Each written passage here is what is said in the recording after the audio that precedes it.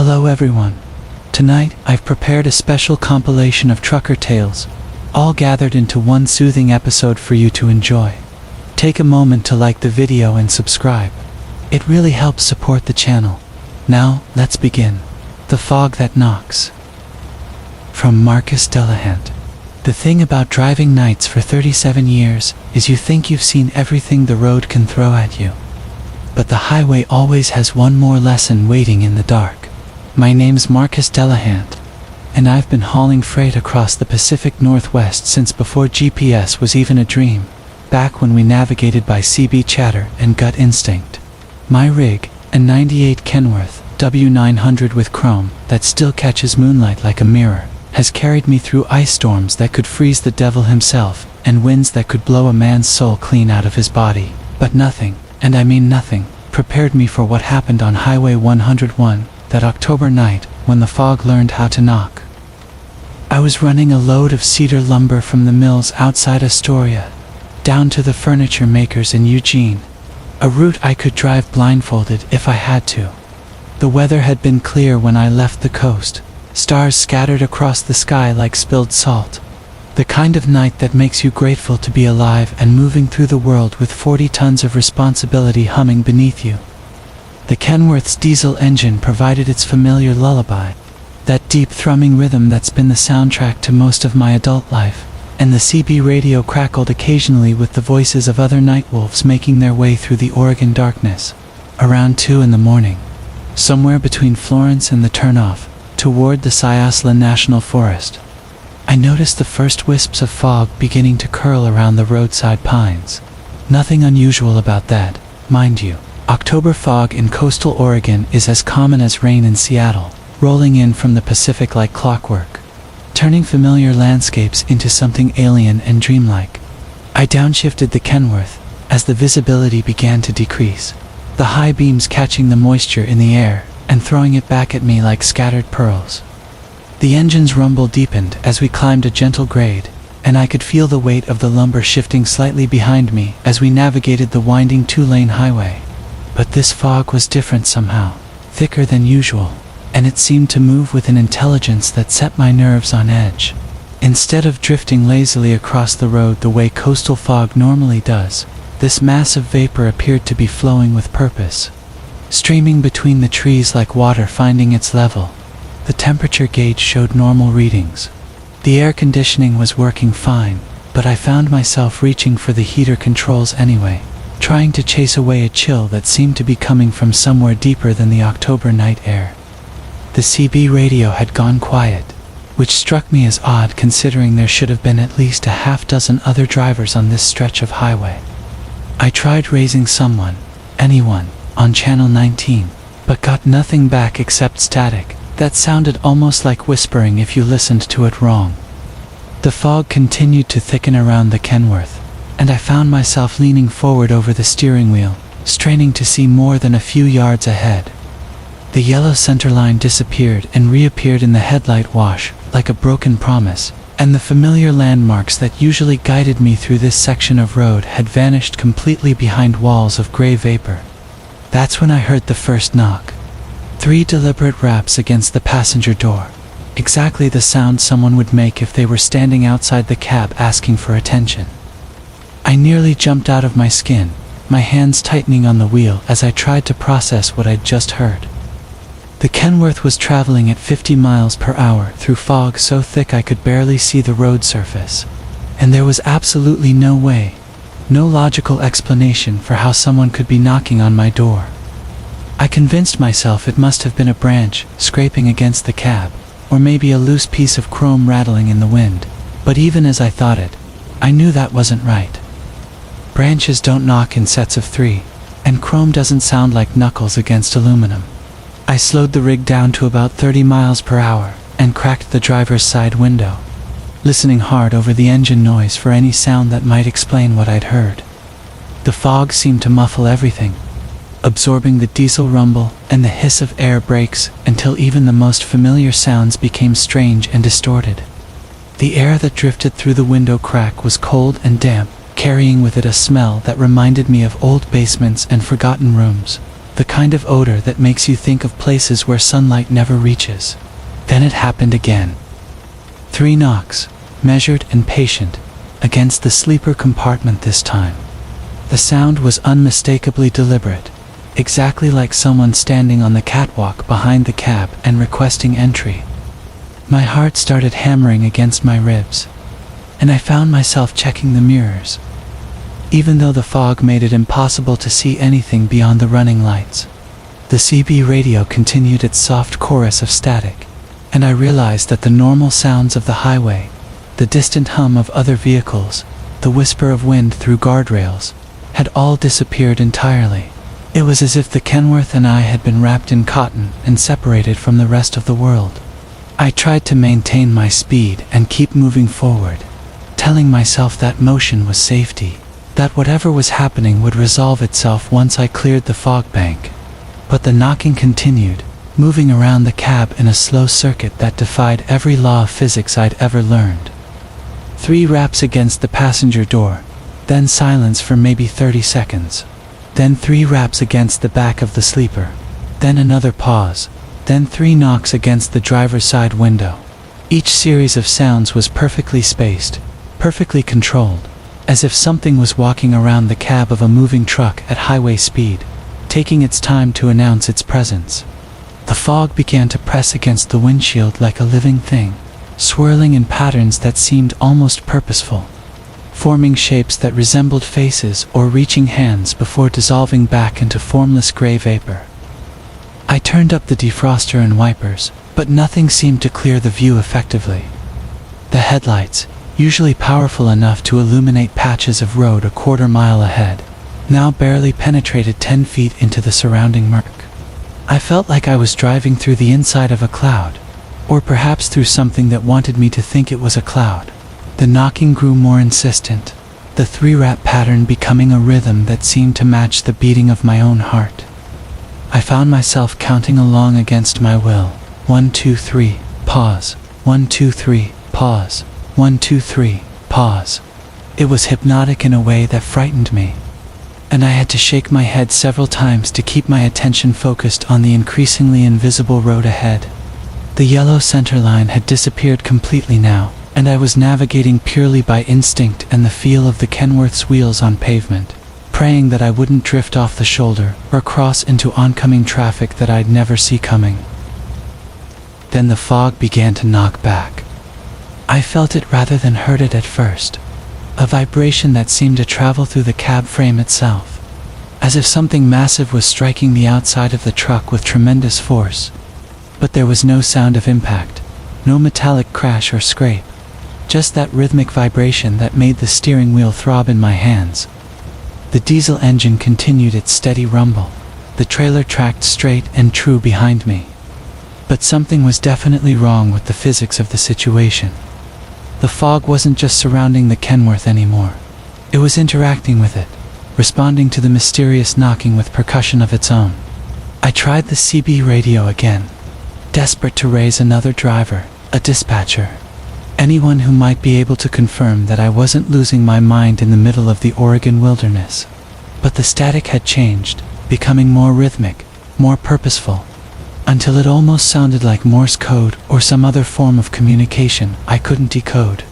The sound seemed to be coming from everywhere at once, not just the radio speaker, but from the fog itself, as if the vapor that surrounded us had somehow learned to speak in electronic whispers.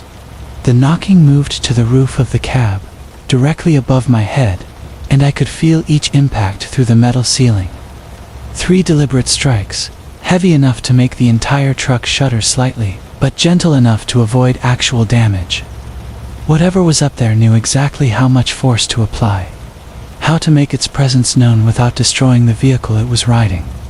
The thought that something might be perched on top of my moving truck, something that could navigate highway speeds while maintaining perfect balance, sent ice water through my veins. I pushed the Kenworth's speed back up to 40 miles per hour, hoping that acceleration might dislodge whatever was attached to the cab. But the knocking simply adjusted its rhythm to match the increased engine noise. The fog seemed to be traveling with us now, maintaining its impossible thickness regardless of our speed or direction.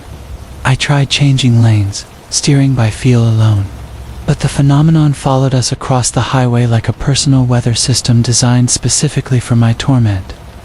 The temperature inside the cab, the cartographer's route. From Marcus, the rain had been my only companion for the last 200 miles, drumming its steady rhythm against the windshield of my Peterbilt as I hauled a load of electronics through the winding backroads of eastern Oregon. It was the kind of night that made you question why you'd chosen the trucking life in the first place. When the interstate was closed due to a jackknifed semi, and the GPS kept losing signal in these remote mountain passes, the yellow glow of my dashboard lights created a warm cocoon in the darkness, and the diesel engine beneath me hummed its familiar lullaby as I navigated yet another serpentine curve. That's when I saw the rest stop, barely visible through the curtain of rain. It wasn't marked on any of my maps, just a small gravel lot with a single flickering street light and what looked like an old information kiosk. My fuel gauge wasn't critical yet, but my bladder was making executive decisions, and the idea of stretching my legs after 6 straight hours behind the wheel sounded like heaven. I downshifted and guided the rig into the lot, noting how the gravel crunched differently under my tires, almost like crushing eggshells rather than the usual stone-on-stone sound I was accustomed to. The air brakes hissed as I brought the truck to a stop, and I killed the engine, instantly missing the comforting rumble that had been my constant companion. The rain seemed louder now, pattering against the metal roof of my cab with an almost musical quality. I grabbed my rain jacket from the sleeper berth and stepped out into the cool mountain air, immediately feeling the fine mist kiss my face. The information kiosk stood about 20 feet away, its weathered wood frame housing what appeared to be a large display case behind scratched plexiglass. As I walked toward the small bathroom facility tucked behind a grove of pine trees, something about the kiosk caught my eye. Even in the dim light cast by the struggling street lamp, I could see that the display case contained what looked like an old map, but the markings on it seemed to shift and shimmer in the unstable illumination. After taking care of business, curiosity drew me back to examine it more closely. The map was unlike anything I'd ever seen in 30 years of cross-country hauling. It appeared to be hand-drawn on what might have been parchment or very old paper, showing a network of roads that didn't match any highway system I knew. The lines were dark reddish-brown, creating an intricate web of routes that seemed to pulse slightly in the flickering light. At first I assumed it was some kind of historical display, perhaps showing old logging roads or pioneer trails from the area's past. But as I leaned closer, pressing my face nearly against the wet plexiglass, the details became more disturbing. The roads weren't drawn with ink or pencil. The lines had an organic quality, with tiny variations in thickness and color intensity that suggested they'd been painted with something far more visceral. Small droplets of moisture inside the case made the surface of the map glisten, and in that wavering light, the routes appeared to move, branching and reconnecting like blood vessels in a living body. What truly unsettled me were the annotations scattered across the map's surface. Written in the same dark substance as the roads, small symbols and notations marked various intersections and endpoints. Some looked like dates, others resembled license plate numbers, and still others appeared to be names, though the handwriting was too archaic and faded for me to make out clearly. Near the center of the map, I could make out what looked like a legend, but instead of the usual symbols for cities, rest stops, or landmarks, it showed tiny drawings of different types of vehicles: trucks, cars, motorcycles, even what appeared to be RVs, each accompanied by small tally marks. The rain began falling harder, and I pulled my jacket tighter around my shoulders, but I couldn't tear myself away from the map. There was something hypnotic about the way the reddish lines seemed to flow and branch, creating patterns that my eyes wanted to follow from one end to the other. As I traced one particular route with my finger against the outside of the glass, I realized with a cold shock that it perfectly matched the path I'd taken to reach this very rest stop. Every turn, every mile marker, every small town I'd passed through was represented on this impossible chart. My finger continued, following the route, and I saw that it didn't end at the rest stop where I now stood.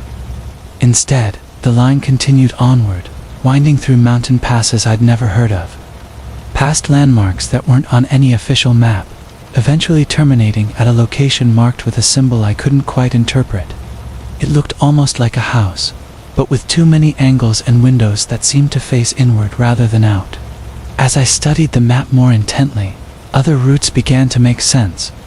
I recognized stretches of Interstate 80, Highway 50 across Nevada, the truck route through downtown Sacramento where I'd delivered a load just last month. But these familiar highways continued beyond their normal endpoints, connecting to roads that shouldn't exist, leading to destinations that had no names, only those same cryptic symbols that seemed to shift when I wasn't looking directly at them. The sound of an engine approaching made me look up from the map, and I saw headlights cutting through the rain about a quarter mile down the mountain road. Another trucker, probably dealing with the same detour that had brought me here. But as the lights grew closer, something felt wrong about their movement. They weren't following the gentle curves of the road I'd just traveled. Instead, they seemed to be taking a more direct path, cutting across terrain that should have been impossible to navigate, following a route that existed only on the blood-drawn map before me. I looked back at the display case and felt my breath catch. The route I'd been following with my finger was no longer the same darkish brown as the rest of the map. It was glowing with a fresh, bright red that seemed to pulse with its own internal light. And at the point representing this rest stop, a small symbol had appeared that hadn't been there moments before. It looked like a tiny truck, and next to it, in fresh lettering that was still wet enough to reflect the streetlight, were the letters and numbers of my own license plate. The approaching headlights were getting closer, and in the distance, I could hear the distinctive sound of an engine that seemed too loud, too powerful for any truck I knew. It had an irregular rhythm, like a heartbeat with an arrhythmia, and beneath it, I could swear I heard other sounds. Voices maybe, or crying, though the rain made it impossible to be certain. I ran back to my Peterbilt, my boots splashing through puddles that seemed deeper than they should have been. The water making that same eggshell-crushing sound I'd noticed when I first arrived. My hands were shaking as I climbed into the cab and turned the key, grateful when the engine roared to life on the first try. In my mirrors, I could see the other vehicle had reached the rest stop, but its headlights were positioned too high and too wide apart to belong to any commercial truck I knew.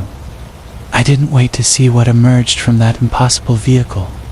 I put the Peterbilt in gear and pulled back onto the mountain road, pushing the engine harder than I normally would on these winding curves. Behind me, the rest stop disappeared into the rain and darkness, but in my side mirror, I could see those wrongly positioned headlights beginning to follow.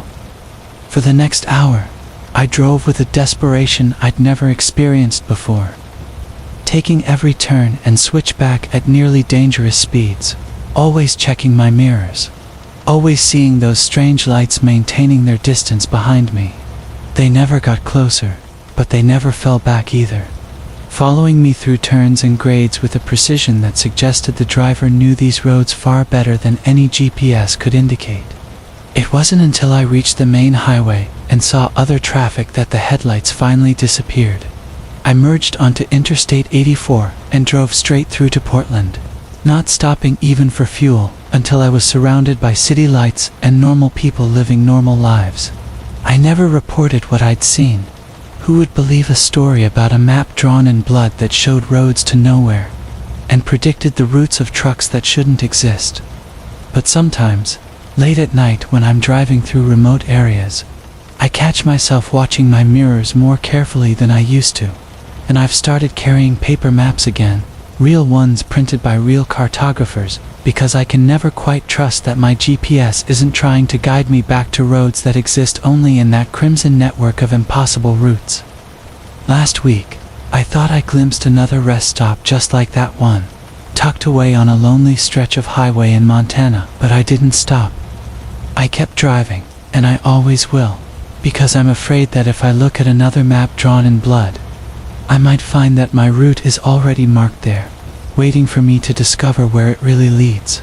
The Midnight Toll, from Marcus Chen.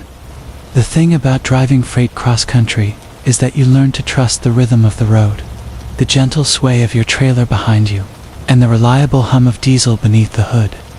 My Peterbilt 379 had carried me through 17 years of midnight runs, and I knew every vibration in her frame like a heartbeat. That's why the wrong turn onto Route 49 felt so strange from the very beginning, like stepping into a song played in the wrong key. I had been hauling electronics from Portland to Atlanta, running 2 hours behind schedule thanks to a blown tire outside Boise. The GPS on my dashboard flickered occasionally, casting blue shadows across my weathered hands as they gripped the steering wheel. Rain drummed steadily against the windshield, creating rivulets that caught and scattered the light from oncoming traffic. The interstate stretched ahead like a black ribbon, dotted with the occasional pair of red taillights disappearing into the distance.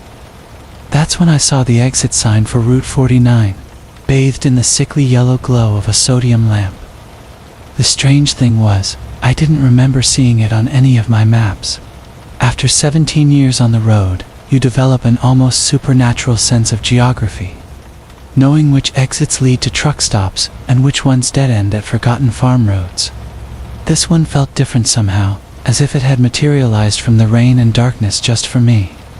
My fuel gauge hovered near empty, and logic told me to take the next exit I knew would have services. But something about that sign pulled at me, a magnetic attraction I couldn't quite explain. Before I realized what I was doing, my hands had already turned the wheel, and the gentle slope of the exit ramp carried my 18-wheeler away from the safety of the interstate. Route 49 appeared to be some kind of old turnpike, the asphalt smooth but oddly colorless under my headlights. Ancient oak trees lined both sides of the road, their gnarled branches reaching overhead to form a canopy that blocked out most of the sky. The rain continued to fall, but softer now, creating a whispered percussion on the metal roof of my cab. My CB radio crackled with static, occasionally picking up fragments of distant conversations that seemed to fade in and out, like voices carried on the wind. The road curved gently through rolling hills, and I found myself settling into the familiar meditation of night driving. My speedometer held steady at 55, the speed limit indicated by weathered signs that appeared in my headlight beams, like pale ghosts before disappearing into the darkness behind me. The fuel gauge continued its slow descent toward empty, but something told me I would find what I needed along this forgotten stretch of turnpike. That's when I saw the booth. It emerged from the gloom ahead like something from another era, a small white structure with a peaked roof sitting in the middle of the road. Orange cones channeled traffic into a single lane, forcing vehicles to stop and interact with whoever waited inside. The booth glowed with warm yellow light, and I could see a figure moving inside, though the details remained obscured by the rain-streaked windows. As I downshifted and brought my rig to a gentle stop, I noticed there were no other vehicles in sight. The turnpike stretched empty in both directions, as if I were the only traveler foolish enough to venture down this particular road in the middle of the night. The engine idled with its familiar rumble, and I rolled down my window, letting in the scent of wet earth and something else I couldn't quite identify, something that reminded me of old books and forgotten places. The toll booth attendant leaned forward into the light, and I saw that he was an elderly man with silver hair and gentle eyes that seemed to hold depths I couldn't fathom.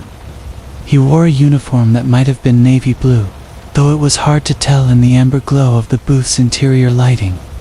When he smiled, it was with the practiced warmth of someone who had greeted countless travelers over many years. "Evening, driver," he said, his voice carrying clearly through the rain-dampened air. "Welcome to the Midnight Turnpike. I trust you're finding the road to your liking." There was something about his tone that suggested this was more than casual conversation. I found myself nodding, though I wasn't entirely sure why. "It's peaceful," I replied. "Different from the interstate." "Oh yes, very different indeed," the attendant agreed, his eyes twinkling with what might have been amusement. "This road serves a special purpose, you might say. It connects places that might otherwise remain forever separate." He paused, studying something on a clipboard that I couldn't see. "Now about the toll." I reached for my wallet, expecting the usual few dollars that turnpikes typically charged for commercial vehicles. But the attendant held up a gentle hand, shaking his head with that same mysterious smile. "I'm afraid we don't accept conventional payment on this particular stretch of road," he explained. "The Midnight Turnpike requires a different sort of toll altogether. You see, to continue your journey, we ask for a memory. Just one. But it must be something precious to you, something that has shaped who you are." The words should have alarmed me, should have sent me reaching for the gear shift to reverse away from this impossible situation. Instead, I found myself considering his request with strange calm. The rain continued to whisper against my windshield, and somewhere in the distance, I could hear the faint sound of other engines, other travelers making their way through the night. "What kind of memory?" I asked, surprised by my own willingness to engage with this bizarre negotiation. The attendant gestured vaguely toward the darkness beyond his booth. "Something meaningful. A first love, perhaps, or the day you first felt truly proud of yourself. The memory of a sunset that took your breath away, or the last conversation you had with someone who mattered. The road has a way of knowing what it needs." As he spoke, images began to surface in my mind unbidden. I thought of Sarah, my daughter, taking her first steps across the living room of our old house in Michigan. The way her face had lit up with wonder and determination, the sound of my wife's laughter. The feeling that everything in the world was exactly as it should be. It was one of my most treasured memories, a moment I returned to whenever the loneliness of the road became too heavy to bear. "The memory won't disappear entirely," the attendant continued, as if reading my thoughts. "But it will become like a photograph left too long in sunlight, faded and distant. The emotional weight of it will transfer to the road, helping to sustain the journey for others who will travel this way." I found my hand moving toward the window, extending almost of its own accord. The attendant reached out and gently touched my palm, and I felt something shift inside my chest, a subtle loosening of something I had carried for years. The memory of Sarah's first steps remained, but the sharp joy of it, the way it had always been able to lift my spirits in dark moments, began to fade like colors bleeding from fabric. "Thank you," the attendant said softly. "Your toll has been accepted. You may proceed." The orange cones ahead shifted aside without anyone touching them, opening the road before me. I put the truck in gear and rolled forward, glancing back in my mirror to see the toll booth already growing small behind me. The attendant waved once before the darkness swallowed him completely. The road beyond the toll booth felt different somehow, as if I had crossed some invisible threshold. The rain had stopped, though I couldn't remember exactly when, and the sky ahead showed the first faint suggestion of dawn. My fuel gauge, I noticed with relief, now read nearly full, though I had no memory of stopping for diesel. As the miles passed beneath my wheels, I found myself trying to recapture that moment of Sarah taking her first steps, but it remained stubbornly distant, like trying to remember a dream after waking. I knew it had happened, knew it had once meant everything to me, but the emotional resonance was gone, leaving only the bare facts behind. The turnpike eventually curved back toward what I recognized as Interstate 84, and soon I was merging back into the familiar flow of commercial traffic. My CB radio crackled back to life with the usual chatter of drivers calling out speed traps and weather conditions. The world returned to normal, or what passed for normal in the pre-dawn hours. But sometimes, when I'm driving late at night through unfamiliar territory, I catch glimpses of other roads branching off into darkness, other turnpikes that might lead to places where different tolls are collected. And I wonder about that attendant in his glowing booth, still greeting travelers who find themselves on roads that shouldn't exist, still accepting payment in the currency of human experience. The strangest part is that I can't quite remember what I lost that night, only that something precious was taken from me, something that made the long, lonely miles feel less empty. Sometimes I search through my memories, looking for the gap where something important used to live. But the absence is too perfectly.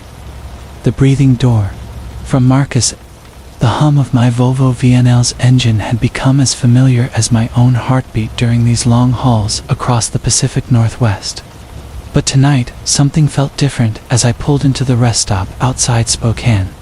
The rain drummed against my windshield in a steady rhythm that should have been comforting. Yet an unexplained unease settled in my chest like a weight I couldn't shift. I'd been driving for 11 hours straight, hauling timber from the Olympic Peninsula to a mill in Montana, and my body was screaming for rest, even though my mind felt strangely alert. The rest area was nearly empty except for a few scattered cars and one other semi parked at the far end, under a flickering sodium light that cast everything in sickly orange glow. One chose a spot near the middle of the lot, close enough to the facilities but far enough from the road to avoid the worst of the noise from passing traffic. As I shifted into park and engaged the air brakes, that familiar hiss echoing in the cabin, I noticed something odd about my sleeper cab door, the one that separated the driving compartment from the narrow bunk area behind me, where I caught my mandatory rest periods. The door was slightly ajar, maybe an inch or two, which struck me as strange because I always kept it securely latched during driving. The constant vibration and motion of the road could work latches loose, but this particular door had always been solid, reliable. I reached back and pulled it firmly shut, hearing the satisfying click of the latch engaging. Then grabbed my logbook to record the mandatory rest period I was about to begin. The rain intensified as I settled into my pre-sleep routine, checking my phone for messages from dispatch and reviewing tomorrow's route through the mountain passes. The weather service was calling for possible snow at elevation, which meant I'd need to chain up before dawn if conditions deteriorated. Outside, the wind picked up, rocking the trailer slightly and adding a low moan to the symphony of sounds that made up a trucker's night, that blend of highway noise, engine cooling, and weather that either lulled you to sleep or kept you awake, depending on your state of mind. I was just reaching for the switch to kill the cab lights when I heard it, a soft sound that made me pause with my finger hovering over the button. It was rhythmic, almost like breathing, but deeper and more deliberate than human respiration. The sound seemed to be coming from behind me, from the direction of the sleeper cab, and as I listened more carefully, I realized it coincided with a faint creaking noise, as if something was moving back there in the darkness. Turning in my seat, I peered toward the sleeper door and felt my stomach drop. The door was open again, standing ajar by the same few inches as before, despite the fact that I had distinctly heard the latch engage when I closed it. The breathing sound continued, slow and measured, and now I could see that the door was moving almost imperceptibly, opening a fraction wider with each inhalation and closing slightly with each exhalation, as if the cab itself was somehow breathing. I told myself it had to be air pressure, some quirk of the ventilation system or a seal gone bad somewhere, that was creating a pressure differential between the cab and sleeper compartments. These older trucks developed all sorts of strange behaviors as they accumulated miles, and mine had over 800,000 on the odometer. But even as I rationalized what I was seeing, something primitive in my brain was sending alarm signals, urging me to start the engine and drive away from this place. Standing up in the cramped cab space, I moved carefully toward the sleeper door, my hand extended to close it once again. The breathing sound grew more pronounced as I approached, and I could feel a slight movement of air against my palm, warm and humid like actual breath from actual lungs. The door continued its subtle rhythm, and when I placed my hand flat against it to push it closed, I could feel the vibration of whatever force was causing the movement. This time, I examined the latch mechanism more carefully, checking to see if something was wrong with the hardware, but everything appeared normal. The magnetic catch was strong, the striker plate was properly aligned, and there was no obvious reason why the door wouldn't stay closed. I pushed it shut with more force than necessary, listening for the definitive click that would confirm a secure latch, then returned to my driver's seat to continue observing. For several minutes, the door remained closed, and the breathing sound stopped, allowing me to hope that whatever mechanical issue was causing the problem had resolved itself. The rain continued to patter against the windshield, and the wind still rocked the trailer occasionally. But these were normal sounds that didn't trigger the same sense of wrongness that the rhythmic breathing had produced. I was just beginning to relax when the sound returned, softer at first, but gradually building in volume and depth. The door began to move again, that same slow, deliberate rhythm that matched perfectly with the breathing sound. As I watched, it opened wider than before, revealing a slice of the dark sleeper compartment beyond. I kept a small LED light mounted on the wall back there, and I could see its faint glow, but something about the quality of the darkness seemed different. Denser somehow, as if the space contained more shadow than it should have been able to hold. Getting up again, I grabbed a flashlight from my door pocket and approached the sleeper area more aggressively this time, determined to find a rational explanation for what was happening. I pushed the door wide open and shined my light into every corner of the small compartment, checking behind the mattress, under the bunk, and in the storage areas where I kept my clothes and personal items. Everything appeared exactly as I had left it, neat and organized, with no sign of anything that could be causing the strange phenomena. But as I stood there in the doorway between the cab and sleeper, I became aware of something that made the hair on the back of my neck stand up. The breathing sound wasn't coming from inside the sleeper compartment at all. It was coming from behind me, from the direction of the driver's area, and it was much closer than it had seemed when I was sitting in the front of the cab. Slowly, I turned around, keeping the flashlight beam low to avoid destroying my night vision completely. The driver's seat was empty, exactly as I had left it. But the breathing continued, now clearly emanating from somewhere near the dashboard or windshield area. The sound had taken on a more labored quality, as if whatever was producing it was struggling or in distress. And the rhythm had become slightly irregular, with occasional hitches or pauses that made it even more unsettling. I moved the flashlight beam methodically across the front of the cab, searching for any sign of what might be causing the sound. That's when I noticed that the windshield was fogging up in a pattern I had never seen before. Instead of the random condensation that usually occurred when warm air met the cool glass, the fog was forming in deliberate shapes, roughly oval areas that appeared and disappeared in rhythm with the breathing sound. Each breath cycle created a new fog pattern, as if something was exhaling directly against the inside surface of the windshield, something I couldn't see but whose presence was becoming increasingly undeniable. My hands were shaking as I reached for the ignition switch, every instinct telling me to get out of this place as quickly as possible. But before I could turn the key, the sleeper door slammed shut behind me with tremendous force, hard enough to make the entire cab shake and my ears ring from the sudden sound. The breathing stopped abruptly, leaving only the ambient noise of the storm outside and my own rapid heartbeat thundering in my chest. I started the engine without hesitation, not bothering to complete my pre-trip inspection or update my logbook, just focused on putting distance between myself and whatever had been sharing my cab for the past 20 minutes.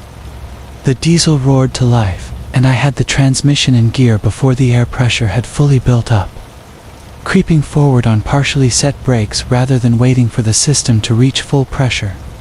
As I pulled out of the rest area and back onto the interstate, I checked my mirrors obsessively, half expecting to see something following me or some sign of what had just happened. The sleeper door remained closed for the remainder of my shift, and the breathing sound never returned. But I couldn't shake the feeling that I had encountered something that defied explanation, something that treated the normal rules of reality as mere suggestions to be ignored when convenient. 3 weeks later, I was talking to another driver at a truck stop in Idaho, when he mentioned having a strange experience at that same rest area outside Spokane. His sleeper door had opened and closed repeatedly throughout the night, he said, keeping time with a sound like heavy breathing that seemed to come from everywhere and nowhere at once. He had finally given up trying to sleep and driven through the night, just like I had done, and just like I suspect many others have done when they encountered whatever presence inhabits that particular stretch of highway on rainy Pacific Northwest nights. Rain that soaks from the inside. From Marcus, the rain started falling upward that night, and I should have known then that something was fundamentally wrong with the stretch of Interstate 94 between Devil's Lake and Fargo. I'd been driving this route for 17 years, hauling everything from farm equipment to frozen goods across the Dakota plains, and I thought I knew every mile marker, every truck stop, every peculiar weather pattern that could sweep down from the Canadian prairies. But I'd never seen rain that seemed to originate from beneath my skin and work its way outward. It began as a tickle, barely noticeable at first, like the faintest suggestion of moisture somewhere deep in my chest cavity. I was about 40 miles east of Devil's Lake, running a load of industrial refrigeration units to Minneapolis, when I felt that strange internal dampness. The night was clear, stars scattered across the black dome above like scattered salt, and my Peterbilt 579 hummed along at a steady 70. The LED headlights carving twin tunnels through the darkness ahead. The cab was warm and dry, the heater working perfectly, and I'd just refilled my thermos with coffee at the last truck stop. The sensation grew stronger as I drove, that peculiar feeling of wetness that seemed to emanate from somewhere behind my ribs. I rolled down the window and stuck my hand out into the night air, checking for precipitation, but felt nothing except the dry autumn wind that carried the scent of harvested wheat fields and dying leaves. The weather radio crackled with static but reported clear skies across the region. Yet inside my chest, the dampness continued to spread, a slow and steady saturation that made me want to cough, though my throat felt perfectly normal. Miles passed beneath my wheels, and the internal moisture began to intensify. It felt as though someone was slowly pouring lukewarm water into my lungs, one drop at a time. Except I could breathe normally, and felt no discomfort beyond the strange awareness of this impossible wetness. I tried adjusting the cab's climate control, thinking perhaps some malfunction was creating an unusual humidity, but the readings showed normal levels. The dampness I felt was coming from within, spreading through my torso like ink through paper. That's when I noticed the first truck. It appeared in my mirrors as a distant set of headlights, nothing unusual in that, except for the way those lights seemed to waver and blur as though I were viewing them through water. As the truck drew closer, I could make out the familiar silhouette of another big rig, but something about its approach made the wetness in my chest pulse with a rhythm that matched my heartbeat.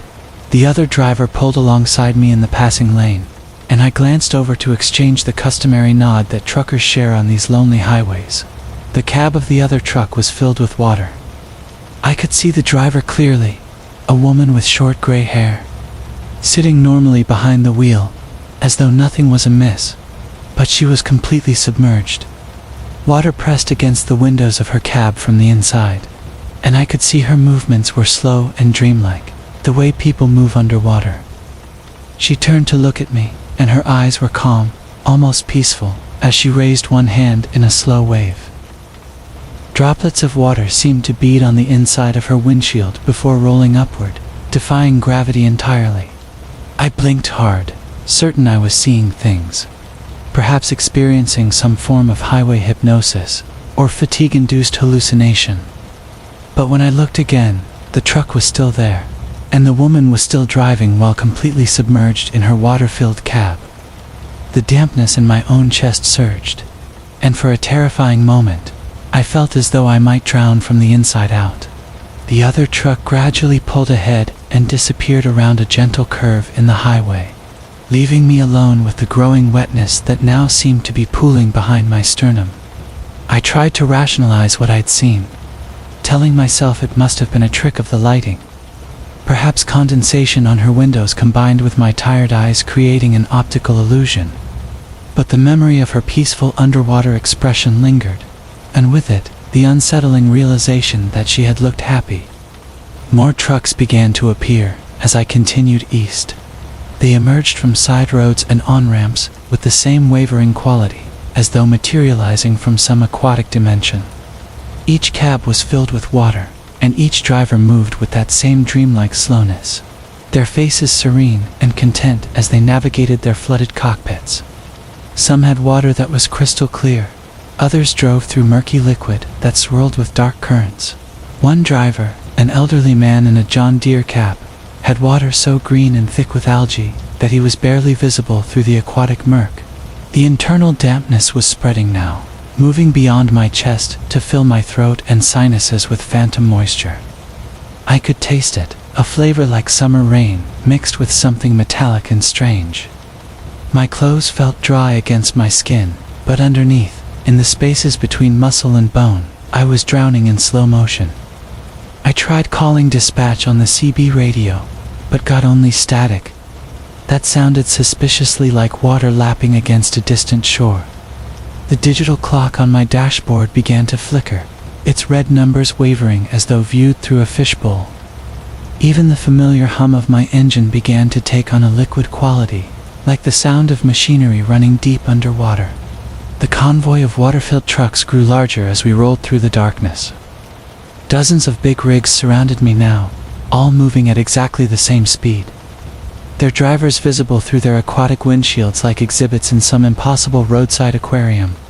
The woman with gray hair had rejoined the group, and she kept glancing over at me with an expression of patient invitation, as though waiting for something. That's when I felt the first real drops of water in my lungs. Not the phantom dampness I'd been experiencing, but actual liquid, warm and somehow alive, beginning to accumulate in my chest cavity. Each breath became slightly more difficult, not from obstruction but from the growing weight of water that shouldn't exist. I could feel it pooling at the bottom of my ribcage, sloshing gently as my truck swayed through the long curves of the interstate. The other drivers had noticed the change in me.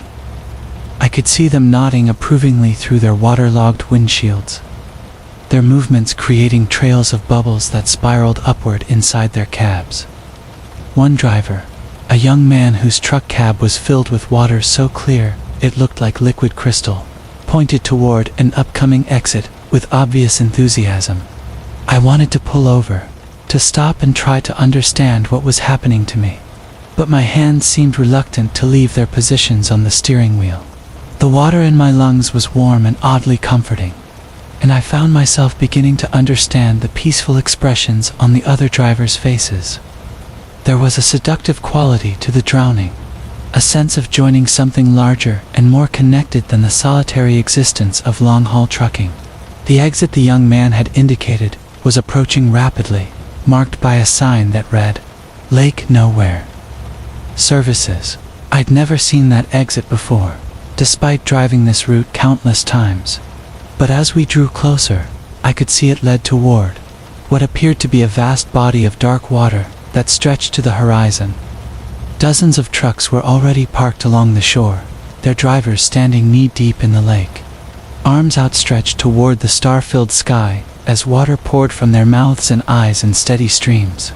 The convoy began to slow, and I felt an almost overwhelming urge to follow them to that impossible lake. The water in my chest had risen to the level of my heart, and each beat sent ripples through my internal sea. It would be so easy to take the exit, to join the other drivers in their aquatic communion, to finally understand what it meant to be saturated from within. But somewhere in the back of my mind, a small voice of panic broke through the drowning euphoria. I thought of my wife waiting at home, of the load I was carrying, of the life I would leave behind if I followed these waterlogged spirits to their dark lake. With tremendous effort, I pressed harder on the accelerator and shot past the exit, breaking free from the convoy's hypnotic influence. The water-filled trucks fell behind as I fled eastward, but I could see them in my mirrors, their headlights arranged like luminous fish in the depths of night. The water in my lungs began to recede gradually, though it never disappeared entirely, leaving behind a persistent dampness that would stay with me for years to come. I reached Fargo as dawn broke over the prairie, delivered my load, and filed a report about the experience that was promptly dismissed as highway fatigue. But I know what I saw that night, and I know the taste of that impossible rain that falls from the inside out. And sometimes, on lonely stretches of highway, when the night grows deep and strange, I can still feel that phantom moisture beginning to pool behind my ribs, calling me back to Lake Nowhere and the peaceful drowning that the Sulphur Mile. From Jake Morrison. The thing about driving long haul is that you learn to trust your senses more than most folks ever will. Your ears pick up the slightest change in engine pitch that might signal trouble 200 miles from the nearest mechanic. Your eyes catch the subtle shift in how other drivers move. That tells you someone's about to do something stupid. And your nose, well, your nose becomes a finely tuned instrument that can detect everything from burning brakes to leaking fuel to that particular smell of rain coming in fast from the west.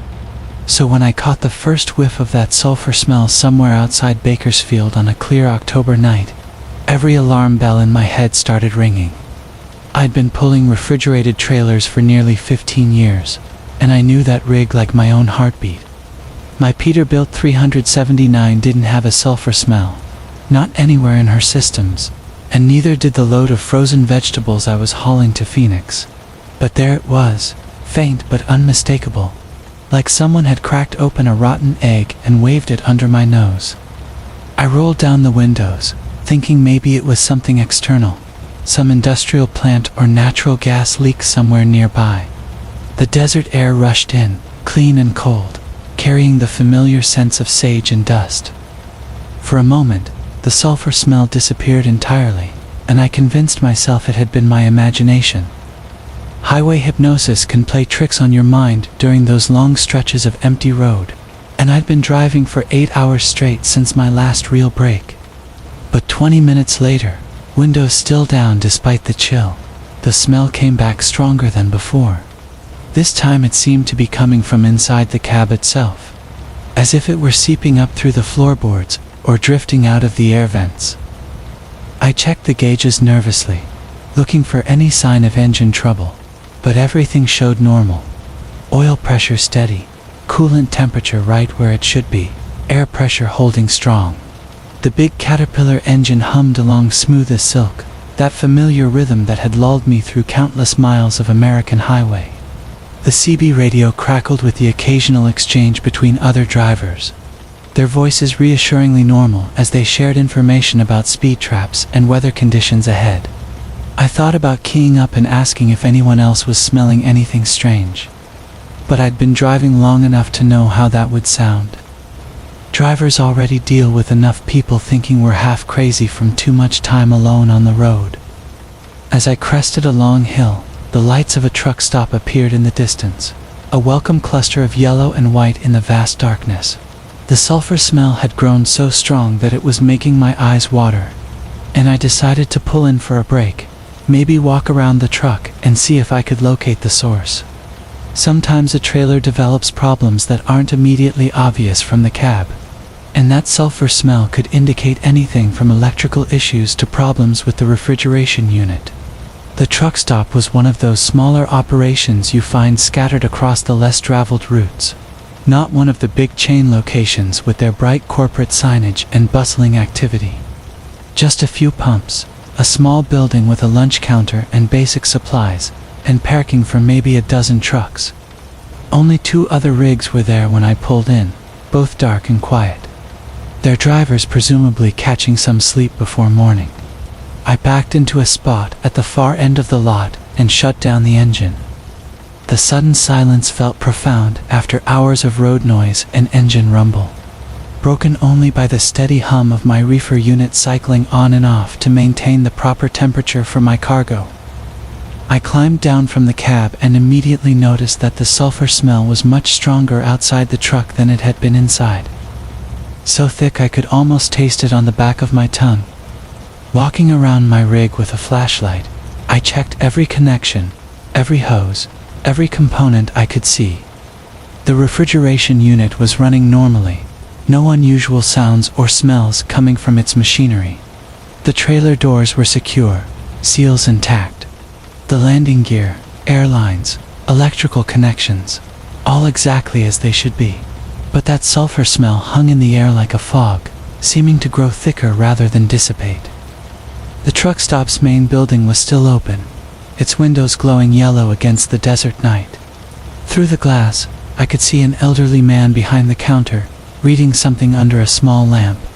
A bell jingled as I pushed through the door, and he looked up with the practiced smile of someone who'd been greeting late-night travelers for decades. "Evening," he said, his voice carrying the slow drawl of someone who'd spent his whole life in rural places, getting some fuel. "Maybe in a bit," I replied, approaching the counter. I've got a question that might sound a little strange. You notice any unusual smells around here tonight? Something like sulfur?" His expression changed slightly, the smile becoming more fixed, less natural. "Sulfur? Can't say I have. Course I've been inside most of the evening." He gestured toward the coffee pot. "Fresh made about an hour ago, if you're interested." I accepted the coffee, grateful for the warmth and the caffeine, but as I sipped it, I noticed something that made my skin crawl. The man kept glancing toward the windows, not casually, but with the focused attention of someone watching for something specific. And now that I was paying attention, I could see that his hands, wrapped around his own coffee cup, were trembling slightly. "You feeling all right?" I asked. "Oh, fine, he said quickly. "Just tired, you know. Long days." But his eyes went to the windows again, and this time I turned to follow his gaze. My truck sat in the parking lot exactly where I'd left it, but something was different. The air around it seemed to shimmer slightly, like heat mirages on summer asphalt, except this was a cool October night. And the sulfur smell, which had been noticeable but tolerable inside the building, was now so strong I could smell it through the closed door. "How long has this been going on?" I asked quietly. The old man's facade finally cracked. 3 days, he whispered. "Started 3 days ago. That smell, and other things. Drivers pulling in here, asking the same questions you just asked. Some of them don't even make it inside before they're climbing back in their cabs and getting out of here fast as they can." Through the window, I watched as the shimmer around my truck grew more pronounced, and the sulfur smell inside the building became strong enough to make me gag. Whatever was happening, it seemed to be getting worse, not better. The old man had backed away from the counter and was now standing near what I assumed was a back door, his body language making it clear he was ready to run. "I need to get out of here," I said, more to myself than to him. "Might be too late for that," he replied, and pointed toward the parking lot.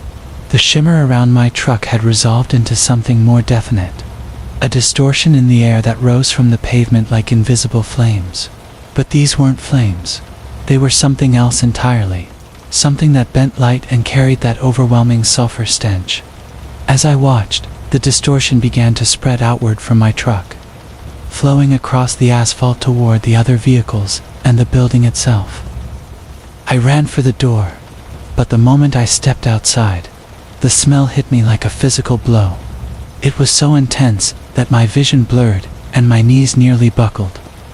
Fighting against the nausea, I stumbled toward my truck, knowing that my only chance was to get the engine started and get away from this place as fast as possible.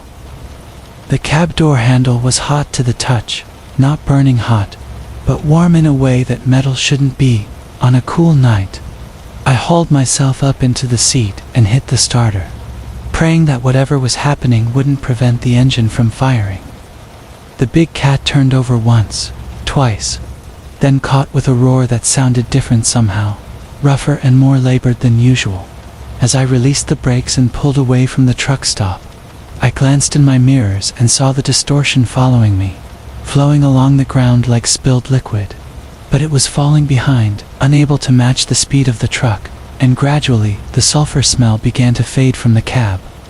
I didn't stop driving until I reached Phoenix 12 hours later, and I didn't speak to another soul about what had happened for nearly a week.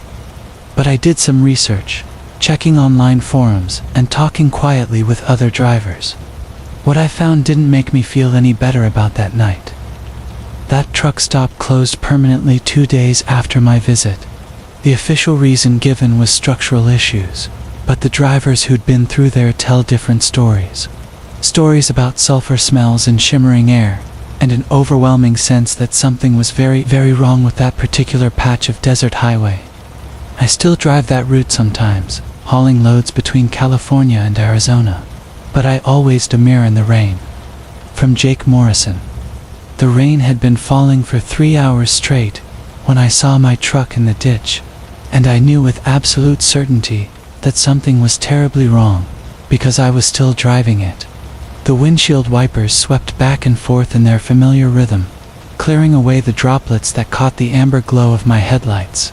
And there ahead of me, maybe 50 yards down the lonely stretch of Highway 41, sat a red Peterbilt 379 identical to mine.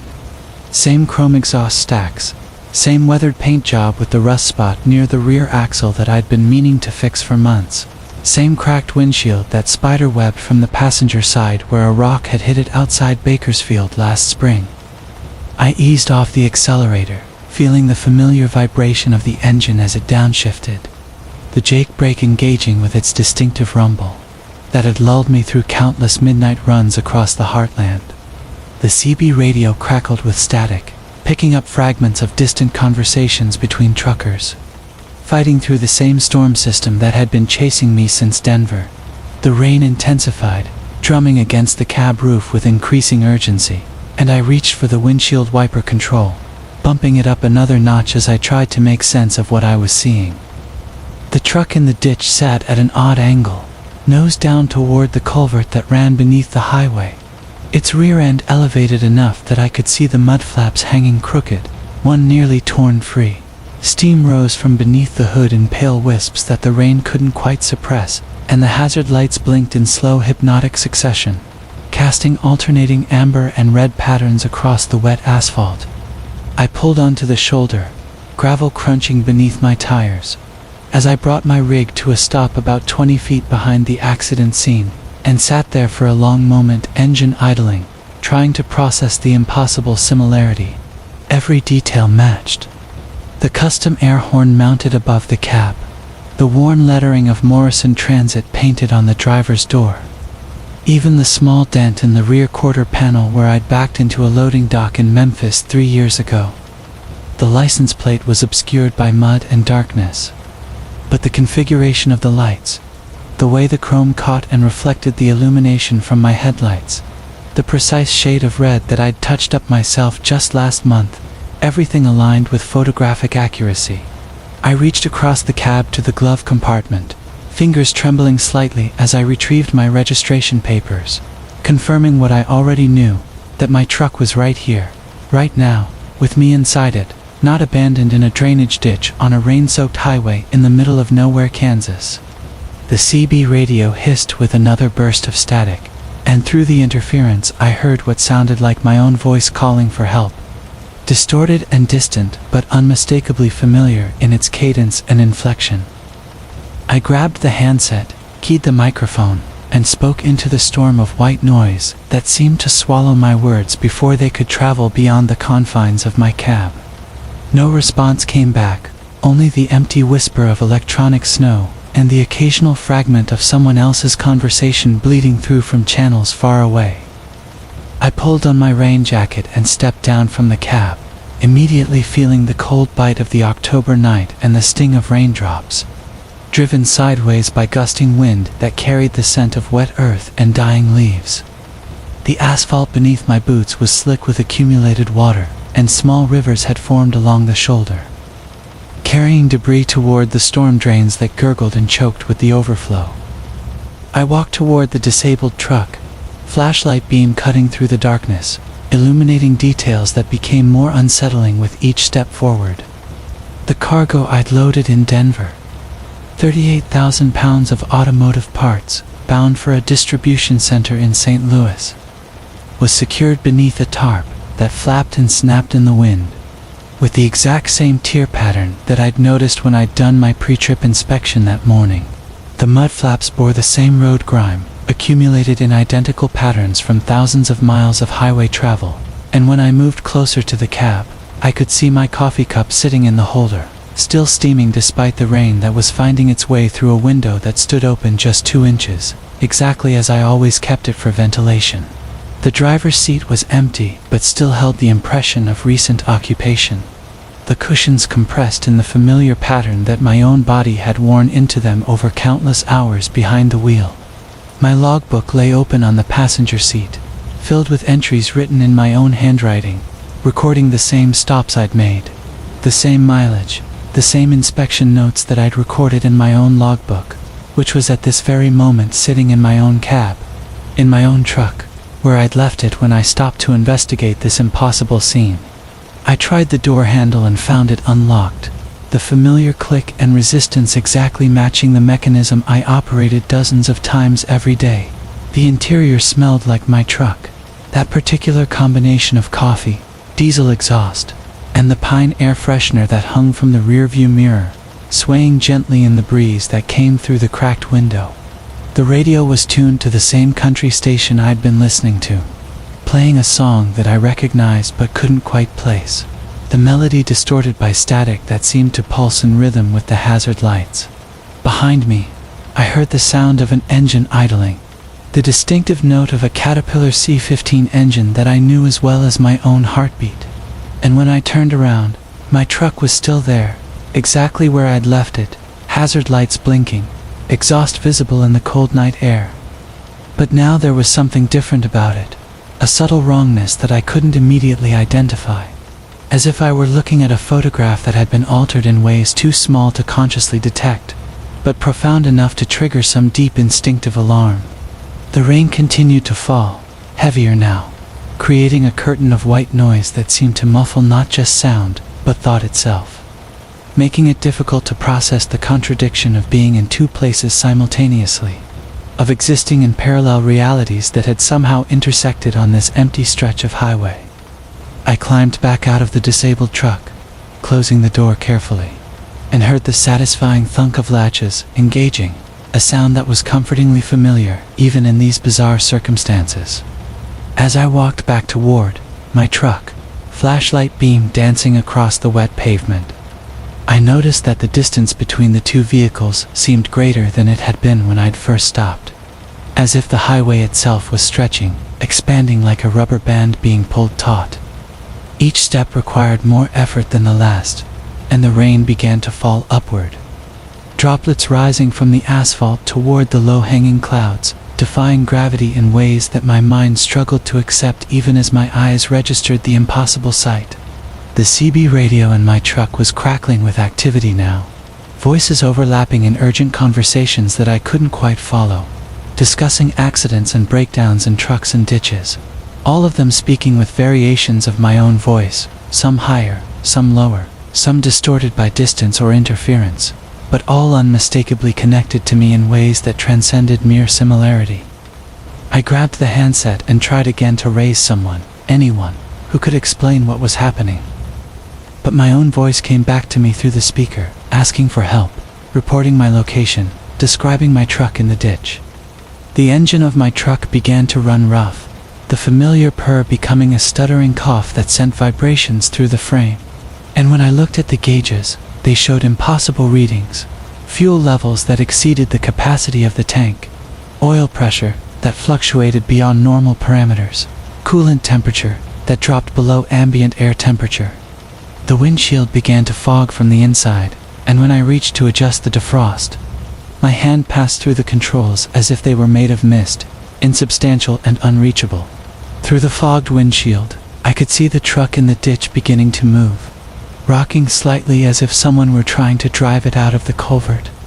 The engine sound changing pitch as the transmission engaged and disengaged in futile attempts to find traction on the muddy slope. Steam continued to rise from beneath the hood, but now it formed patterns in the air, spiraling shapes that resembled road maps, showing highways that connected to other highways in endless networks that stretched beyond the horizon, beyond the boundaries of any geography I recognized.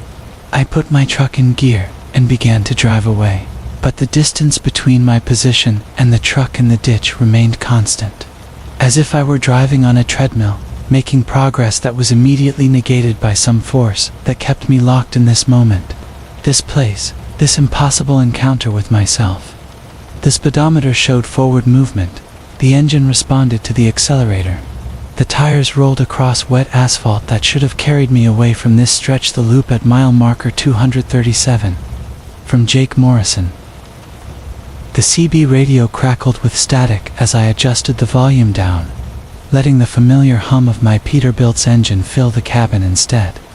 It was just past midnight on Interstate 80, somewhere between the Nebraska cornfields and the Wyoming plains, when I first noticed the digital clock on my dashboard flickering.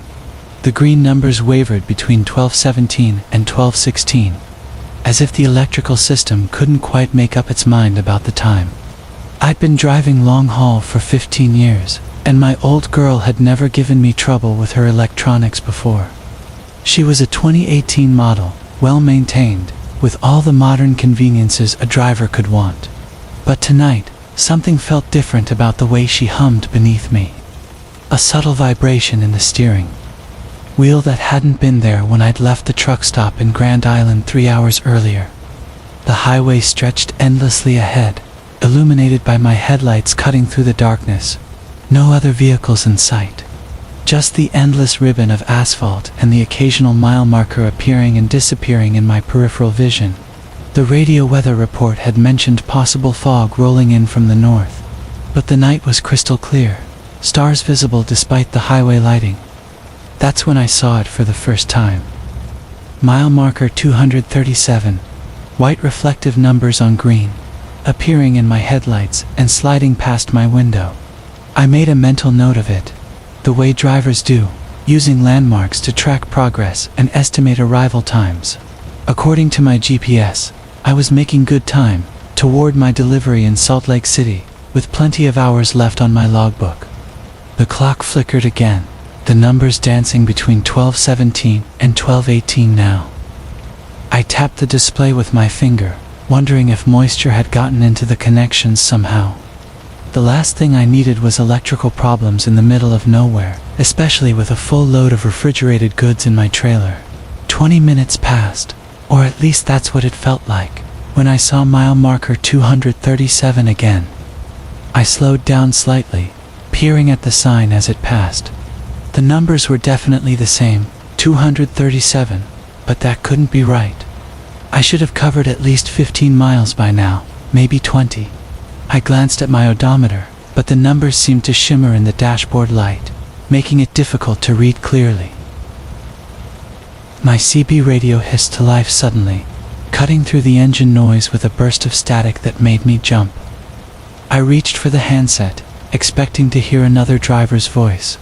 Maybe someone warning about road conditions ahead, or looking for a conversation to pass the lonely miles.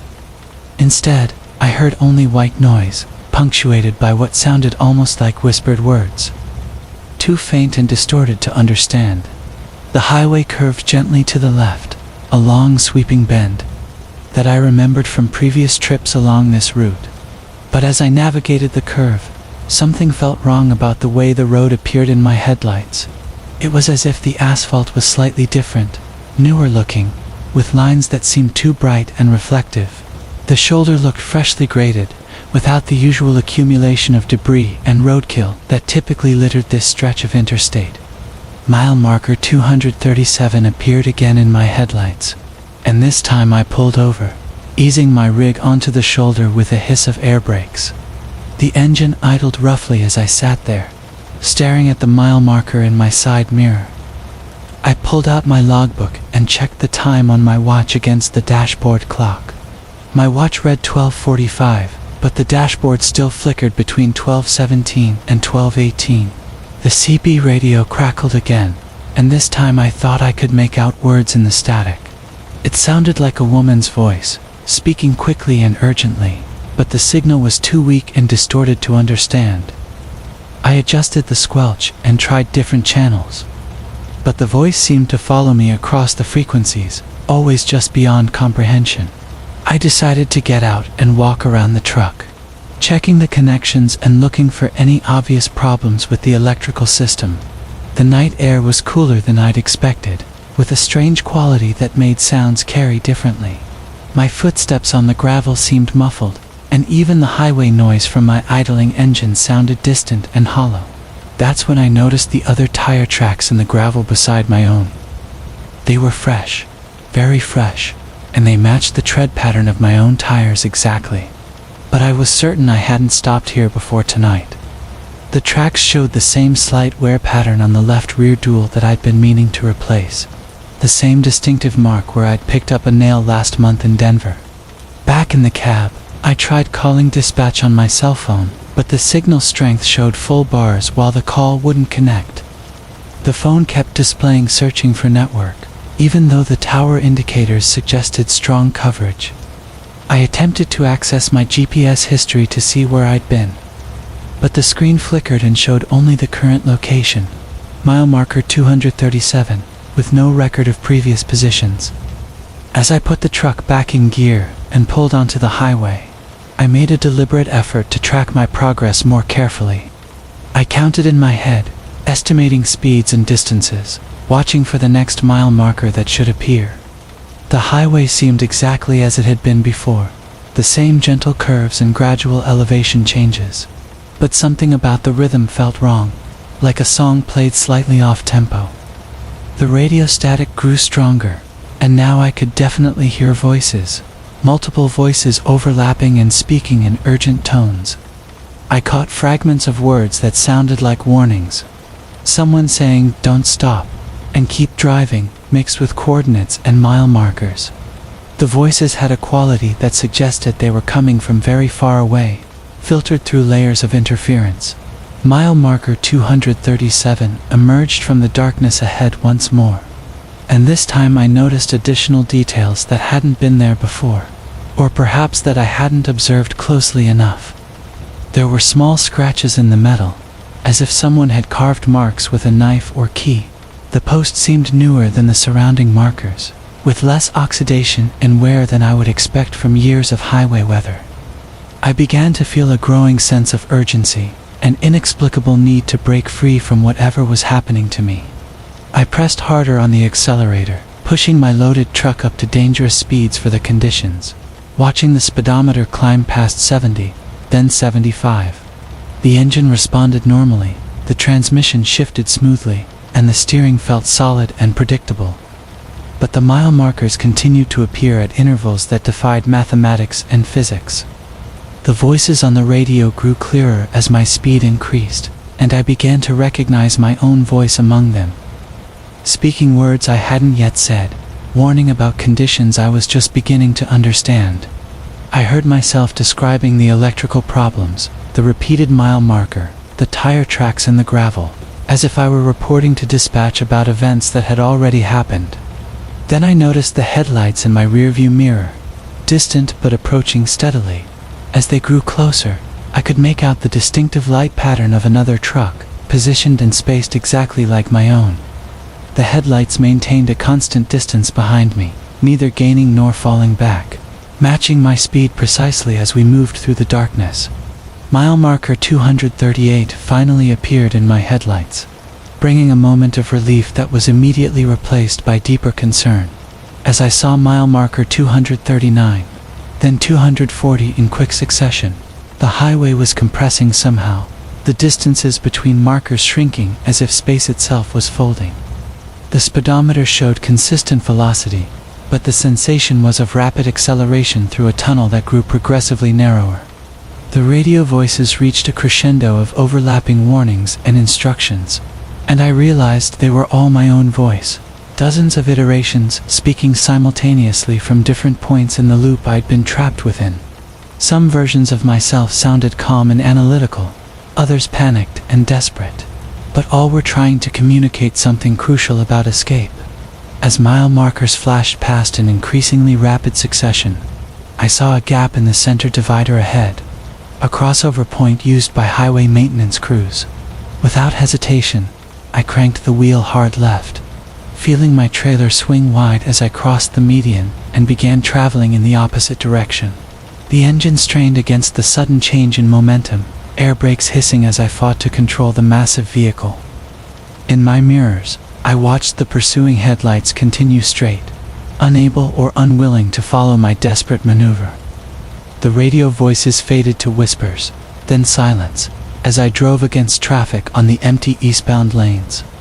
Mile markers counted down now, 240, 239, 238, and finally I passed mile marker 237 from the opposite direction, seeing it recede in my headlights as something that belonged to a different version of the highway entirely. Dawn was breaking over the Nebraska plains when I finally reached an exit ramp and pulled into a truck stop, my hands shaking as I filled out my logbook. According to every clock I could find, electronic and analog, the final route. From Jake Morrison. The call came in at 11:30 on a Tuesday night, when the autumn rain was drumming against the windows of my small trucking office like restless fingers. I'd been running Morrison Freight for nearly 15 years, hauling everything from construction equipment to farm machinery across the Midwest. But this was the first time anyone had asked me to transport a casket. The voice on the other end of the line was soft, almost melodic, belonging to a woman who introduced herself as Mrs. Blackwood. She explained that her late husband needed to be moved from the funeral home in Cedar Falls to the family cemetery plot 300 miles north, near the Canadian border. The hearse had broken down, she said, and the funeral director had recommended my flatbed service. Something about the request felt unusual, though I couldn't quite place what bothered me. Perhaps it was the way Mrs. Blackwood spoke, her words flowing like honey poured over broken glass, sweet but somehow cutting. Or maybe it was the fact that she was willing to pay triple my usual rate for what should have been a straightforward overnight haul. When I asked why the urgency, she simply said that Mr. Blackwood had very specific wishes about where he was to be laid to rest, and that certain traditions had to be observed within a particular time frame. The way she emphasized the word traditions sent a small chill down my spine, but 3 times my normal rate was too good to pass up, especially with winter approaching and business slowing down. I arrived at Peaceful Rest Funeral Home just after midnight, the rain having softened to a gentle mist that caught the streetlights and created halos of amber light throughout the empty parking lot. The building itself was a converted Victorian mansion, all gabled roofs and ornate trim that looked almost skeletal against the dark sky. A single light burned in what appeared to be an office window, and as I backed my flatbed up to the rear entrance, I could see a figure moving behind the frosted glass. The funeral director, a thin man with prematurely gray hair named Mr. Hensley, met me at the loading dock with a peculiar expression on his face, as if he wasn't entirely comfortable with the arrangement, but was trying to hide his unease behind professional courtesy. The casket was unlike any I had ever seen, crafted from what appeared to be black walnut, but with an almost metallic sheen that caught the overhead lights in strange ways. It was longer and wider than standard caskets, and when Mr. Hensley and I lifted it together, the weight seemed to shift and settle in ways that made my stomach turn slightly. The wood felt warm to the touch, even in the cool night air, and I could swear I felt a subtle vibration thrumming through the material, like the echo of a heartbeat or the distant rumble of thunder. Mr. Hensley helped me secure it to the flatbed with heavy-duty straps, checking and rechecking each connection with nervous precision, and when I asked him about the unusual dimensions, he simply shrugged and said that Mr. Blackwood had been a very tall man with specific requirements for his final resting place. As I pulled away from the funeral home, the casket riding securely on my flatbed, I tried to shake off the peculiar feeling that had settled over me like a damp blanket. The highway stretched ahead, mostly empty at this late hour, with only the occasional semi or night shift worker making their way through the darkness. My truck's diesel engine hummed its familiar rhythm, a sound that had always been comforting on long hauls. But tonight it seemed somehow different, as if the normal mechanical harmonies were being subtly altered by some external influence. The rain began to fall more steadily as I made my way north, each drop catching in my headlights like tiny stars before splattering against the windshield in patterns that seemed almost deliberate, almost meaningful. About an hour into the journey, I noticed that my CB radio was picking up strange interference. A low crackling sound punctuated by what sounded like whispered conversations in a language I couldn't identify. I tried adjusting the frequency, but the sounds followed me across the dial, growing stronger as the miles passed. The temperature gauge on my dashboard began fluctuating in ways that made no mechanical sense, swinging from normal operating temperature to nearly overheating and back again in regular intervals, as if something was drawing power from the engine in rhythmic pulses. When I glanced in my side mirror to check on the casket, I could see that the tarp I'd placed over it to protect it from the rain was moving slightly, not flapping in the wind as it should have been, but undulating in slow, deliberate waves. The highway began to climb into hill country as I approached the halfway point of my journey, the road winding through dense forests that pressed close to the asphalt like walls of living darkness. My headlights seemed less effective here, as if the light itself was being absorbed by the trees, before it could illuminate very far ahead. The whispers on the CB radio grew more distinct, and I began to make out what sounded like names being called. Dozens of different voices speaking in overlapping cadences that created a strange, hypnotic rhythm. One name seemed to repeat more frequently than the others, spoken in what I gradually recognized as Mrs. Blackwood's distinctive voice, calling Harold, Harold, Harold, in tones that shifted from pleading to commanding to something that might have been triumphant.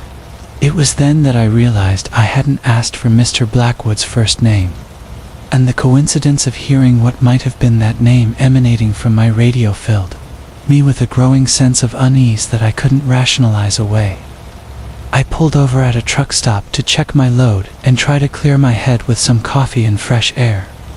But when I walked around to the back of my flatbed, I discovered that the straps securing the casket had somehow loosened, not enough for the cargo to shift dangerously, but enough that they would need to be retightened. As I worked to adjust the restraints, I noticed that the wood of the casket felt even warmer than before, and that there were small scratches in the surface that I was certain hadn't been there when we loaded it at the funeral home. The scratches formed no recognizable pattern, but something about their arrangement made me think of writing, as if someone had been trying to communicate by carving letters or symbols into the wood from the inside. I ran my fingers over the marks, feeling their depth and sharpness, and for just a moment I could have sworn I felt the casket move slightly beneath my touch, a subtle settling that seemed almost like breathing. The logical part of my mind insisted that wood expands and contracts with temperature changes, that the scratches could have been there all along and I simply hadn't noticed them in the dim light of the funeral home's loading dock. But the primitive, instinctual part of my brain was screaming warnings that I found increasingly difficult to ignore. Back in the cab, I tried to focus on the road ahead and the mechanical requirements of driving, letting the familiar routine of gear changes and mile markers calm my jangled nerves. The rain had stopped, but the air had grown thick and oppressive, charged with the kind of electricity that precedes severe thunderstorms. My engine began running rough, coughing and surging in irregular patterns that forced me to downshift more frequently than normal, and the temperature gauge resumed its strange fluctuations with even greater intensity. In my mirrors, I could see that other vehicles were giving my truck unusual amounts of space, passing quickly with what appeared to be nervous haste, as if the drivers could sense something wrong, even from a distance.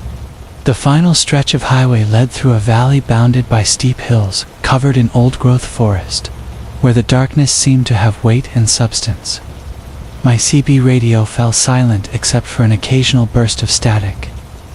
But the absence of the whispered voices was somehow more unsettling than their presence had been.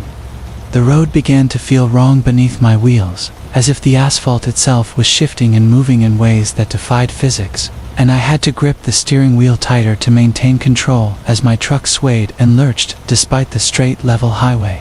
When I crested the final hill and saw the lights of the small town that was my destination, I felt a mixture of relief and dread, grateful that the journey was almost over, but increasingly certain that delivering my cargo would not end whatever strange experience I had stumbled into.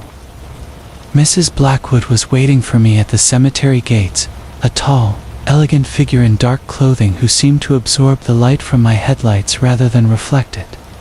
She directed me along a narrow gravel path that wound between ancient headstones and elaborate mausoleums, deeper into the cemetery than I would have expected for a new burial. The final resting place she indicated was a freshly dug grave, beside an ornate monument that bore the Blackwood name. And as I maneuvered my flatbed into position, I noticed that several other figures had emerged from the shadows between the tombstones, all dressed in the same light-absorbing black clothing, all moving with the same fluid, almost choreographed grace. As we unloaded the casket, I could feel it vibrating more strongly now, a thrumming the mile that counts backward. From Marcus Chen, the GPS on my dashboard read 312 miles to Denver, when I first noticed something wasn't quite right. I'd been driving this route for 8 years, hauling refrigerated goods from Sacramento to Colorado, and I knew every truck stop, every hill, every mile marker between here and there. The familiar hum of my Peterbilt's engine had been my companion through countless nights, a steady rhythm that usually lulled me into that comfortable trance every long-haul driver knows. But tonight, something felt off. Rain had started falling about an hour ago. Not the gentle drizzle that makes the asphalt shine like black glass, but a steady, persistent drumming against my windshield that seemed to muffle the world outside. My wipers moved back and forth in their hypnotic dance, clearing the water just long enough for me to catch glimpses of the empty highway ahead. No other trucks tonight, which was unusual for this stretch of Interstate 80. Usually, I'd see at least a few other haulers making the same run, their running lights cutting through the darkness like mechanical fireflies. The mile marker that slipped past my window should have read 298. I'd been watching them count down for the past hour, marking my progress toward home. But this one, barely illuminated by my headlights as it flashed by, seemed to say 299. I rubbed my eyes, blinking hard. Late-night driving could play tricks on your vision, especially when you'd been behind the wheel for 10 hours straight. The white numbers on green reflective background had probably just been obscured by rain or mud. But the next marker, emerging from the darkness like a ghost materializing from fog, definitely read 300. My foot eased off the accelerator, and I felt the familiar weight shift of my trailer as the rig began to slow. The digital display on my dashboard still insisted I was making good time toward Denver, still counting down those miles in neat, precise increments. Yet the roadside markers were telling a different story entirely. I reached for the CB radio, switching to channel 19, hoping to catch another driver who might confirm what I was seeing. The speaker crackled with static, that familiar white noise that usually carried voices from truckers scattered across hundreds of miles of highway. But tonight, there was only silence beneath the electronic hiss, an emptiness that seemed to stretch as far as the darkness surrounding my truck. The fuel gauge hadn't moved in the past 50 miles.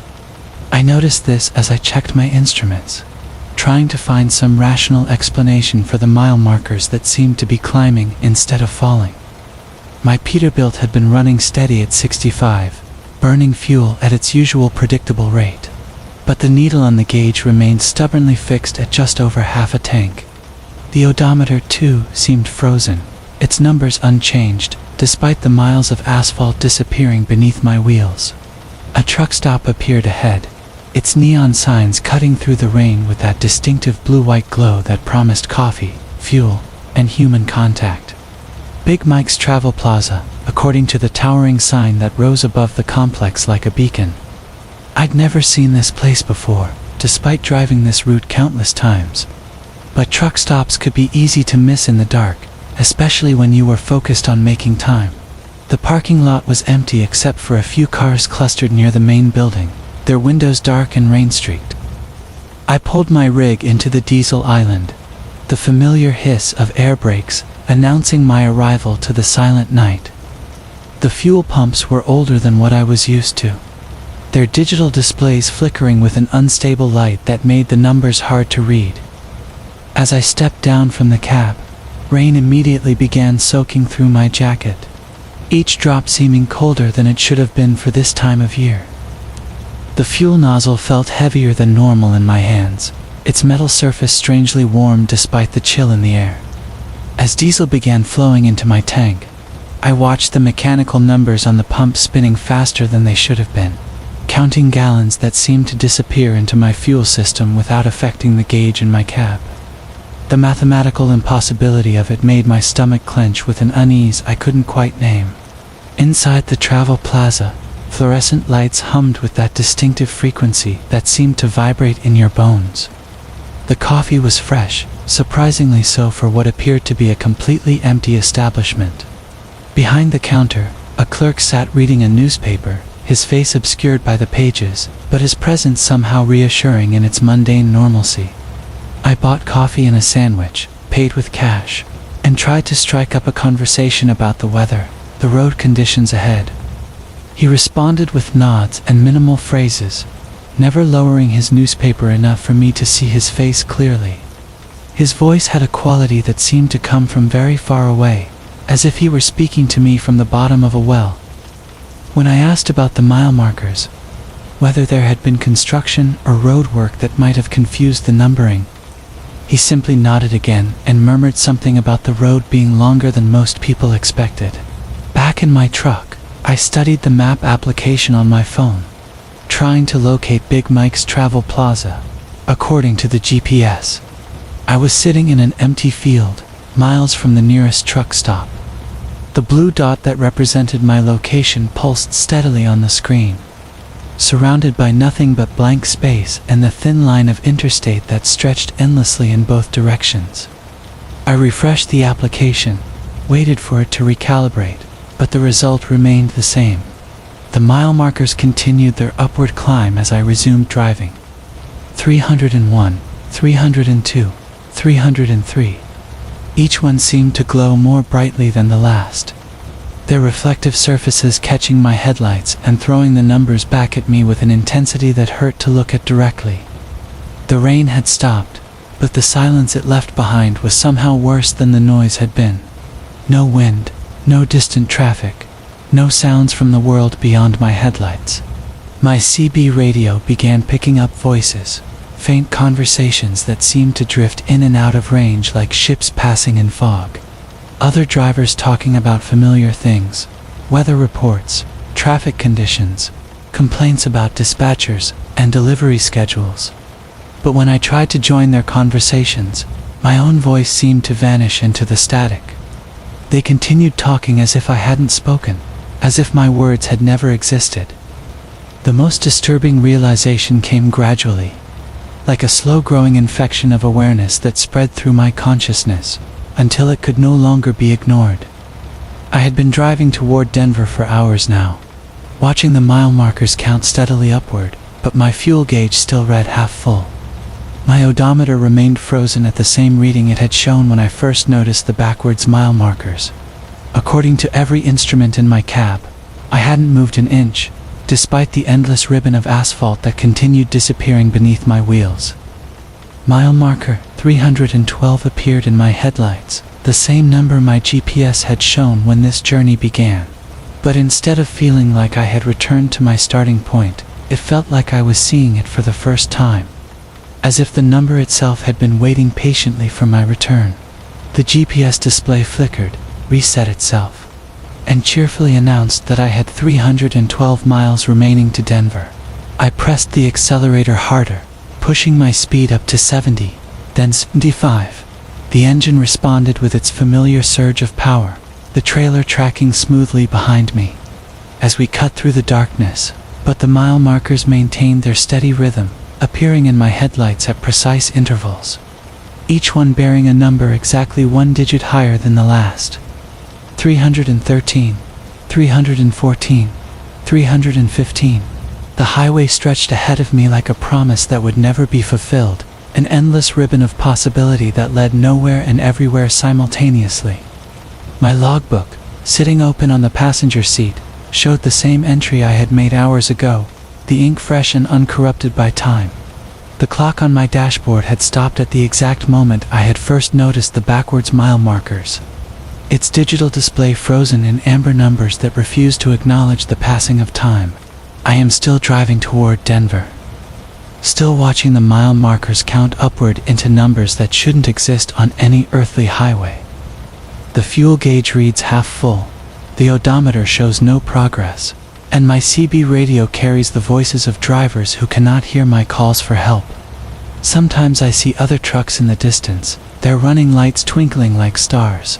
But they never get closer, no matter how fast I drive, and they never fall behind no matter how slowly I travel.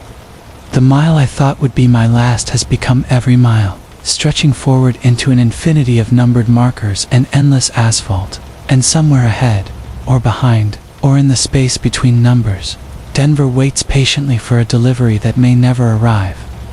The convoy that laughs. From Marcus Chen.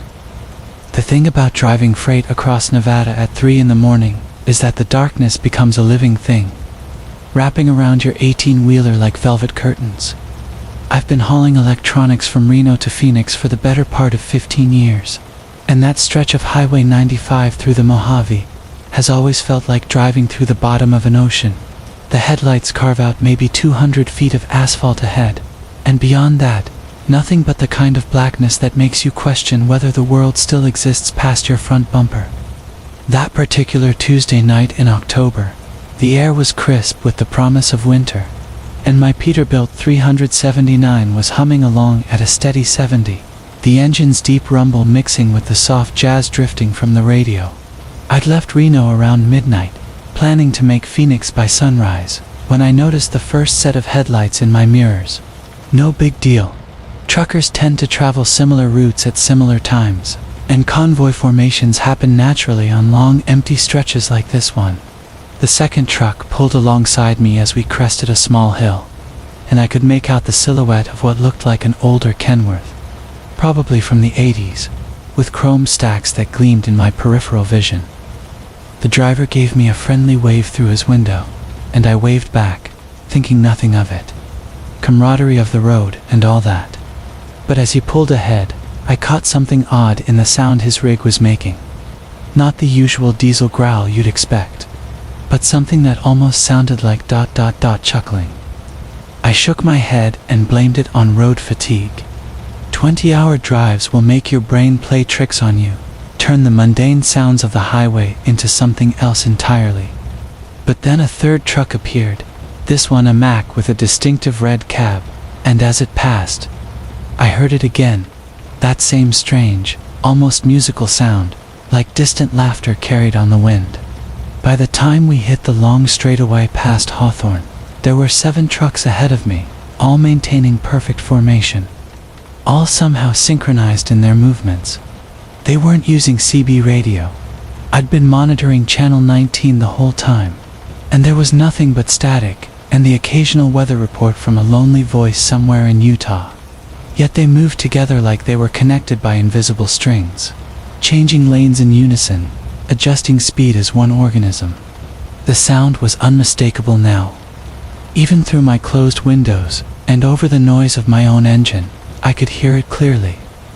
Laughter, not human laughter, but something mechanical and musical, like wind chimes made of exhaust pipes, or the ghost of joy trapped in steel and chrome. It rose and fell with the rhythm of their engines, growing stronger as more trucks joined what was becoming an impressive convoy. I tried the CB again, switching through channels, hoping to hear their chatter, but every frequency was filled with the same thing, that ethereal laughter, sometimes soft and melodic, sometimes building to an almost hysterical crescendo before dropping back to a gentle chuckle. It wasn't coming from the radio, I realized. It was coming from outside, from the trucks themselves, mixing with the desert wind until the entire night seemed to be laughing along with them. The convoy ahead began to slow, and I had to ease off the throttle to maintain distance. That's when I noticed something that made my hands tighten on the steering wheel. The trucks, all of them, had identical license plates. Not similar, not sequential, but identical. The same combination of letters and numbers, repeated on every bumper, reflecting my headlights like a series of mirrors showing the same impossible image. I reached for my phone to take a picture, thinking nobody would believe this story without proof. But the screen remained black no matter how many times I pressed the power button. The battery had been full when I left Reno. My dashboard clock had stopped too, frozen at 3:17, though I was certain I'd been driving for much longer than that.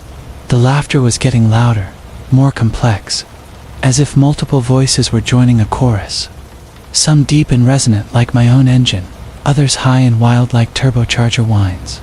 They began to harmonize, creating melodies that shouldn't have been possible for machinery, songs that made something deep in my chest vibrate in response. I found myself smiling despite the strangeness of it all, feeling oddly welcome, like I'd stumbled into a celebration I hadn't known I was invited to. That's when the convoy began to change direction. There was no exit ramp, no side road that I could see, but one by one, the trucks ahead of me started turning right, leaving the highway for what looked like empty desert. Their headlights bobbed and weaved as they navigated terrain that couldn't have supported 18-wheelers, yet somehow did.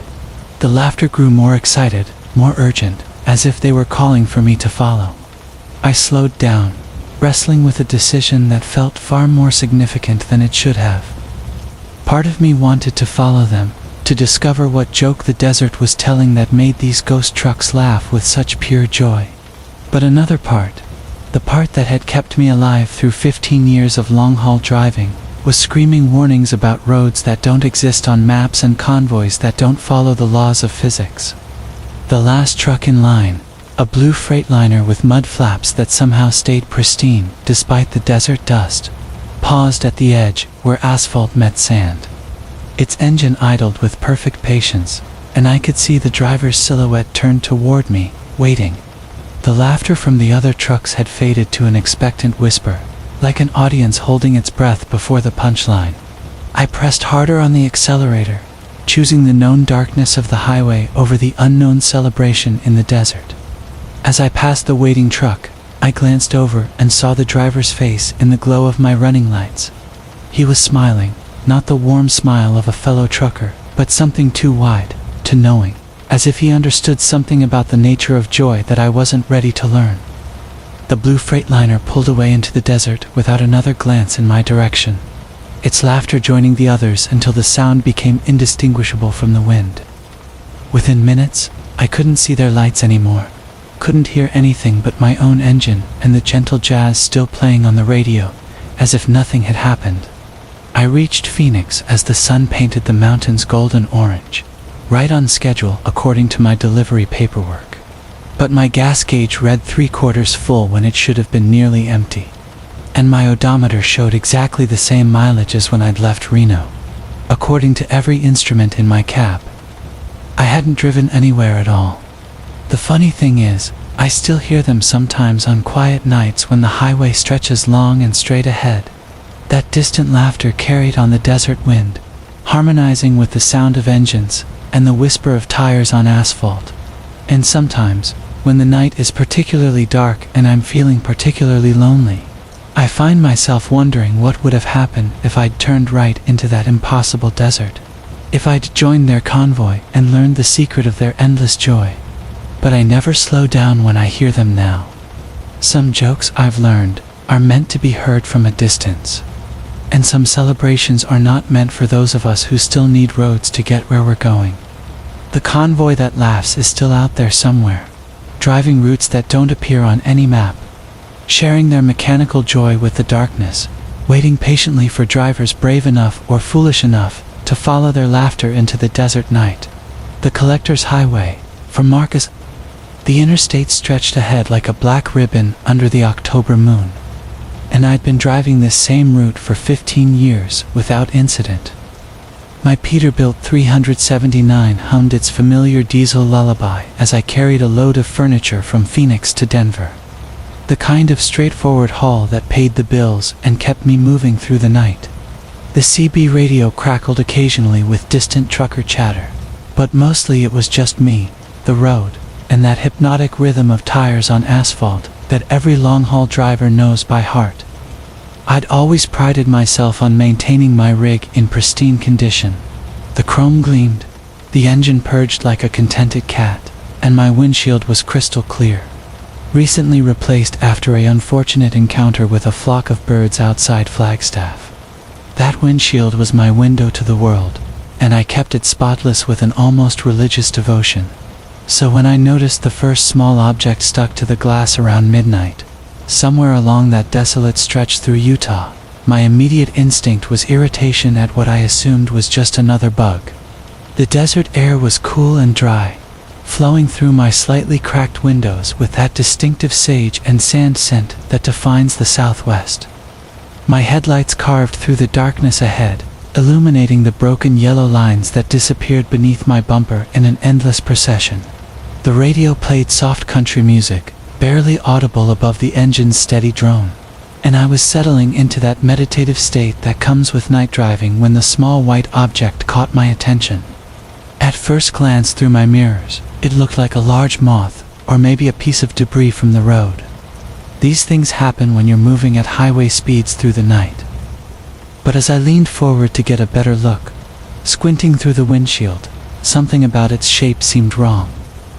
It wasn't the irregular splatter of an insect or the random form of road trash.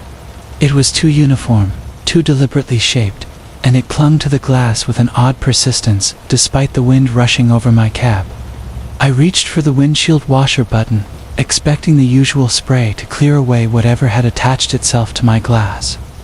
The fluid hit the windshield with its familiar splash, and the wipers swept across in their rhythmic arc, but the object remained firmly in place. If anything, the washing seemed to clean it, revealing its details more clearly in my headlight's reflection. That's when I realized what I was looking at, and my hands tightened involuntarily on the steering wheel. It was a tooth. Not just any tooth, but what appeared to be a human molar, complete with roots that seemed to grip the windshield like tiny fingers. The enamel gleamed white against the glass, catching the dashboard lights with an almost pearl-like luminescence. I blinked hard, certain that fatigue was playing tricks with my perception, but when I opened my eyes, the tooth was still there, and now I noticed another one beginning to appear near the passenger side of the windshield. The second tooth materialized gradually, not falling or flying onto the glass, but seeming to push through from the other side, emerging like something growing from within the windshield itself. I watched in fascination and growing unease as its crown broke the surface first, followed by the distinctive ridges and valleys of another molar. The process was slow and organic, like watching a flower bloom in time-lapse photography. Except this was something far more disturbing than any natural growth. My CB radio suddenly crackled to life with a burst of static, then cleared to reveal a voice I didn't recognize. The transmission was weak and filled with interference, but I could make out fragments of what sounded like someone reading a list. Names, I thought, though the signal was too poor to make out individual words. The voice had a strange quality, almost ceremonial in its cadence, as if reciting something important or sacred. I tried to respond, keying my microphone and asking for identification, but received no reply. The mysterious broadcast continued for several minutes before fading back into static, leaving me alone with the growing collection of teeth on my windshield, because by now there were more of them, many more. They appeared in clusters, pushing through the glass from impossible directions, incisors with their sharp, cutting edges, canines that curved to wicked points, premolars, with their complex surfaces designed for grinding. They created patterns across my windshield that seemed almost deliberate, like someone was placing them according to some design I couldn't understand. Each tooth gleamed with its own inner light, and I realized they were all perfect specimens, no decay or damage, as if they had been carefully selected for their quality. The desert around me remained unchanged, an endless expanse of scrub brush and distant mountains silhouetted against the star-filled sky. No other vehicles shared this stretch of highway, no distant lights suggested civilization, and my GPS continued to show my location exactly where it should be. Everything was normal except for the impossible garden of dental specimens growing across my field of vision. I pulled over at the next rest stop, a small concrete island in the desert. Darkness with a single flickering light pole and a pair of restrooms that looked like they hadn't been maintained in decades. My hands were shaking slightly as I shifted into park and engaged the air brakes, the familiar hiss of pressurized air sounding unusually loud in the desert silence. Walking around to inspect my windshield from the outside, I expected to find some rational explanation, perhaps ice formation, despite the mild temperature, or some kind of unusual mineral deposit from the desert air. But what I saw defied any logical explanation. The teeth were definitely there, embedded in the glass itself, not merely stuck to the surface.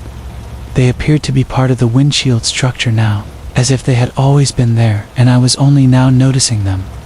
Running my fingers across the glass revealed nothing unusual. The surface was perfectly smooth, giving no indication of the protrusions I could clearly see from inside the cab. It was as if the teeth existed in some space between the inner and outer surfaces of the windshield, trapped in a dimensional pocket that could only be observed from one specific angle. The CB radio crackled again as I climbed back into my cab, and this time the voice was clearer. It was reading what sounded like a conventory list, mentioning things like specimen quality and collection completeness. The voice had a professional tone, like a medical examiner or researcher cataloging findings. I grabbed my microphone and demanded to know who was broadcasting, but again received no response. As I prepared to return to the highway, I noticed that the collection had grown significantly during my brief absence from the cab. The teeth now covered roughly half of my windshield, arranged in what was clearly a deliberate pattern. They formed a rough circle with radiating lines, like a primitive sun symbol, and in the center of this pattern, something new was beginning to emerge. It wasn't a tooth this time, but what appeared to be an eye. Not a human eye, but something larger and more complex, with an iris that seemed to contain depths impossible in normal anatomy.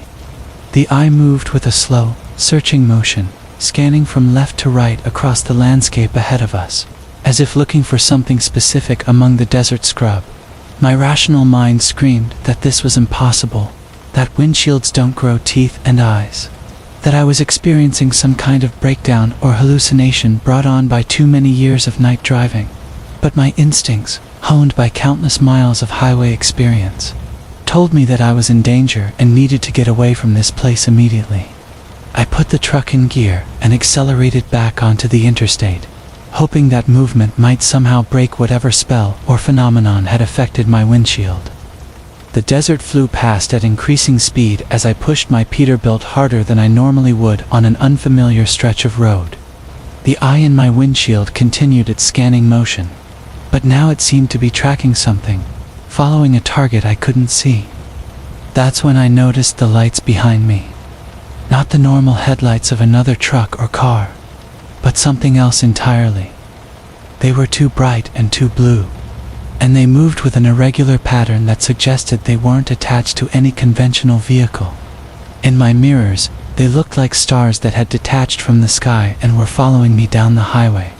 The CB radio erupted with activity, multiple voices now speaking in overlapping transmissions.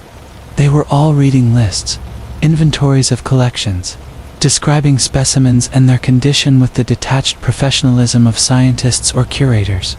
I caught fragments about dental records and identification protocols, about storage requirements and preservation techniques. The voices seemed to be communicating with each other, coordinating some kind of operation. The eye in my windshield suddenly focused on something ahead, and I followed its gaze to see a truck stop emerging from the darkness. It was larger than the usual highway facilities, with multiple buildings and an unusual number of vehicles parked in organized rows.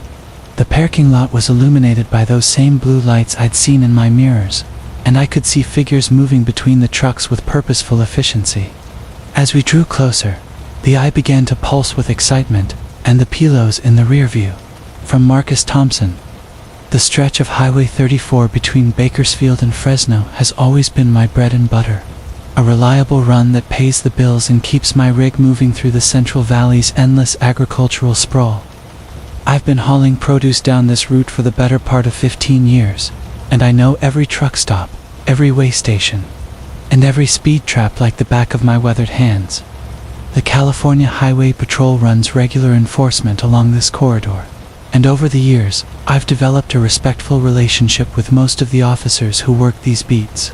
They know I keep my logs clean, my equipment maintained, and my speed reasonable, so our interactions are usually brief and professional. That's why I didn't think much of it when I saw the black and white Crown Victoria pull in behind me just past the Delano exit, its headlights cutting through the pre-dawn darkness like twin spotlights. The digital clock on my dashboard read for -30-7 in the morning, and the highway stretched ahead of me like a ribbon of asphalt threading through dormant orchards and sleeping farmland. My cargo of refrigerated lettuce bound for distribution centers up north hummed quietly in the trailer behind me, the reefer unit maintaining its steady 40-degree temperature with mechanical precision. The patrol car maintained a respectful distance at first, neither approaching aggressively nor falling back to pursue other traffic. Through my oversized mirrors, I could make out the familiar silhouette of the light bar and the distinctive shape of the CHP's standard issue vehicle, though something about its positioning struck me as slightly off. Most officers, when they're simply traveling the same route, will either pass or drop back after a few miles. but this one seemed content to maintain exactly the same speed as my heavily loaded Peterbilt, staying perhaps 50 yards behind me with an almost mechanical consistency. The radio chatter on my CB had been unusually quiet for this time of morning, lacking the usual banter between drivers about road conditions, speed traps, and coffee stops. Normally, the airwaves would be filled with truckers sharing information about their routes. But tonight the speakers carried only the occasional burst of static and the distant hum of carrier waves. I adjusted the squelch and tried calling out to any drivers who might be monitoring Channel 19, but my requests for radio checks went unanswered, leaving me alone with the steady drone of my diesel engine and the persistent presence of my law enforcement shadow. As we passed the Pixley exit, I began to notice something peculiar about the patrol car's behavior. Every time I made the slightest adjustment to my speed, whether accelerating slightly on an uphill grade or backing off a mile per hour when approaching an overpass, the cruiser behind me matched my changes with a precision that seemed almost supernatural. When I tested this observation by gradually increasing my speed from 65 to 68 miles per hour, the patrol car maintained its exact distance without any visible adjustment period, as if it were somehow connected to my truck by an invisible tether. The dashboard lights of my Peterbilt cast a green glow across the interior of my cab, illuminating my logbook, coffee cup, and the small collection of family photos tucked above the windshield.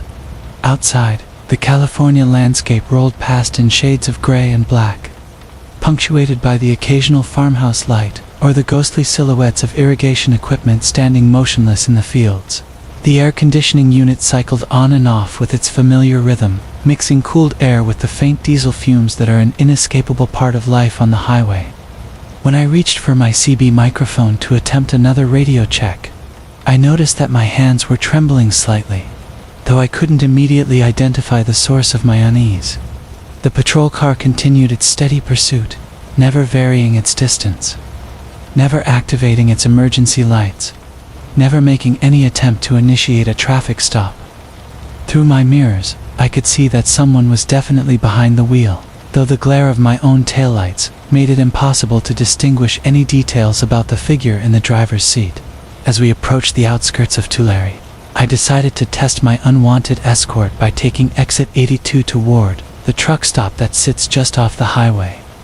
The 24-hour facility offers fuel, food, and parking spaces for drivers who need to take their mandatory rest breaks, and I figured that any legitimate patrol officer would either follow me into the lot to conduct official business or continue down the highway on their regular patrol route. I signaled my intention well in advance, gradually reducing my speed and moving into the right lane as the off-ramp approached. The patrol car followed my every movement with that same unsettling precision, matching my deceleration and maintaining its position behind me as we exited the highway. The truck stop's neon signs flickered in the darkness ahead of us, casting irregular patterns of blue and red light across the empty parking lot. Only 3 other trucks occupied the facility's parking spaces, their drivers presumably sleeping in their cabs or taking meal breaks in the adjacent restaurant, and I could see through the windows that the building's interior was dimly lit and sparsely occupied. I pulled my rig into a parking space near the fuel islands, set my air brakes with their characteristic hiss of compressed air, and watched through my mirrors as the patrol car continued past my truck toward the far end of the lot. Instead of parking in one of the designated spaces near the building, however, the Crown Victoria simply stopped in the middle of the asphalt expanse, its engine idling quietly, and its headlights pointed toward the darkened agricultural fields beyond the truck stop's perimeter. Stepping down from my cab, I could feel the cool Central Valley air against my skin and smell the mixture of diesel fumes, restaurant grease, and the earthy scent of recently irrigated farmland that characterizes these rural truck stops. The patrol car sat motionless in its awkward position, and despite the fact that I was now standing in plain view next to my truck, the officer inside made no attempt to approach me or acknowledge my presence.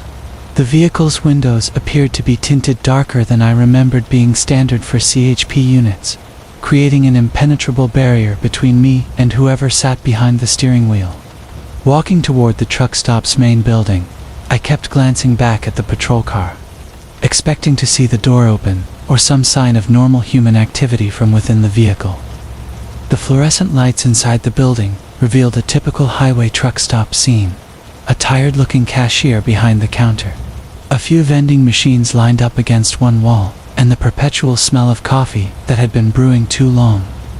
I purchased a cup of the questionable beverage and stood by the window, watching the patrol car and waiting for something, anything, to happen. 20 minutes passed without any change in the situation. The Crown Victoria remained in its peculiar position, engine running, headlights burning, but with no visible movement from its occupant. The other truckers in the parking lot seemed unaware of the patrol car's presence, going about their business of checking their equipment, reviewing their logbooks, and preparing for the next leg of their journeys. When I asked the cashier if they had noticed anything unusual about the police car, they looked genuinely puzzled and claimed they hadn't seen any patrol vehicle enter the lot. Returning to my truck, I decided to resume my journey and see whether my mysterious escort would continue following me. The patrol car's headlights remained fixed on the distant fields as I started my engine, released my brakes, and pulled back onto the highway. For several miles, I thought I had finally left my unwanted companion behind, but as I crested a small hill near the Goshen Junction, those familiar headlights appeared in my mirrors once again, maintaining their exact distance with that same mechanical precision that had characterized their behavior throughout the night. The eastern horizon was beginning to show the faintest hint of dawn, painting the sky in subtle shades of purple and gray that promised sunrise within the hour. My delivery schedule allowed plenty of time to reach my destination, but I found myself increasingly anxious to complete this particular run and return to the familiar territory closer to home. The patrol car's presence had transformed from a minor curiosity into something that felt distinctly threatening, though I couldn't articulate exactly what about the situation filled me with such growing dread.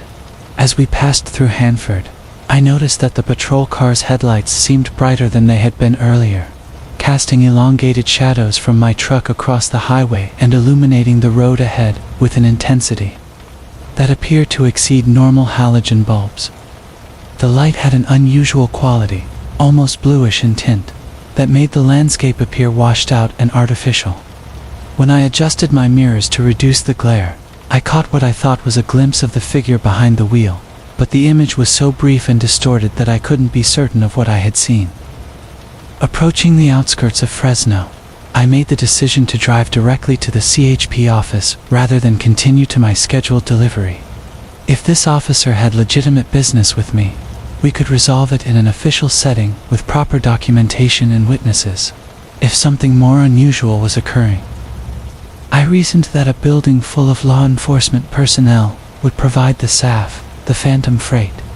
From Marcus Rivera, the first time I noticed the wheels turning on their own, I figured it was just my eyes playing tricks on me after 18 hours behind the wheel of my Peterbilt. The rain had been drumming against my windshield for the better part of 3 hours as I made my way through the winding mountain roads of northern Oregon, carrying a load of electronics bound for Seattle. The wipers swept back and forth in their hypnotic rhythm, and the yellow lines seemed to blur and dance in my peripheral vision. That's when I saw it in my side mirror, just for a moment, a set of wheels spinning freely in the darkness beside an abandoned truck stop. I should have kept driving. Should have chalked it up to fatigue and the way shadows can fool you when the night stretches long and the coffee runs cold. But something about those wheels, the way they caught the reflection of my running lights and threw it back like they were spinning in place, made me ease off the accelerator and pull into the gravel lot of Murphy's Last Stop. The neon sign flickered weakly, casting intermittent red light across the cracked asphalt where weeds pushed through like gnarled fingers reaching for the storm clouds above. The truck stop had been closed for years. That much was obvious from the boarded windows and the rust stains that ran down the sides of the building like tears. But there, parked at the far end of the lot near the tree line, sat an old Kenworth conventional, its chrome bumper dulled by years of neglect and its paint job faded to the color of dried blood. What caught my attention, what made me kill my engine and step out into the cold mountain air, was the fact that the truck's drive wheels were slowly turning, making soft crunching sounds against the gravel beneath them, even though the cab was dark and obviously empty. I approached slowly, my boots squelching in the muddy gravel, the rain soaking through my flannel shirt and making me shiver. The closer I got, the more details I could make out in the dim light. The truck was old, probably from the 70s, with the kind of long nose and high cab that drivers used to call a big dog. The driver's door hung slightly ajar, creaking softly in the wind, and through the gap I could see the torn vinyl seats and a dashboard covered in a thick layer of dust. But the wheels kept turning, not fast, just a lazy rotation like the truck was trying to move forward against some invisible obstacle. I reached out to touch the tire, thinking maybe something was caught in the wheel well, some debris that was making it spin in the wind. But the moment my fingers made contact with the cold rubber, the wheel stopped. Just like that, as if I had broken some kind of spell. The sudden silence was more unnerving than the motion had been, and I found myself stepping back, my heart beginning to race for reasons I couldn't quite articulate. The rain continued to fall, each drop seeming louder now, tapping against the truck's hood and cab like tiny fingers drumming an impatient rhythm. That's when I noticed the logbook lying in the gravel near the driver's door, its pages fluttering in the wind. I picked it up, squinting at the water-stained entries in the beam of my flashlight. The last entry was dated 3 years ago, written in the shaky handwriting of someone who was clearly exhausted. Day 127 on the road, it read. Can't seem to find my way home. Keep driving the same routes over and over. Feel like I'm going in circles. The wheels won't stop turning, even when I'm sleeping, even when the engine's off. A chill ran down my spine that had nothing to do with the cold rain.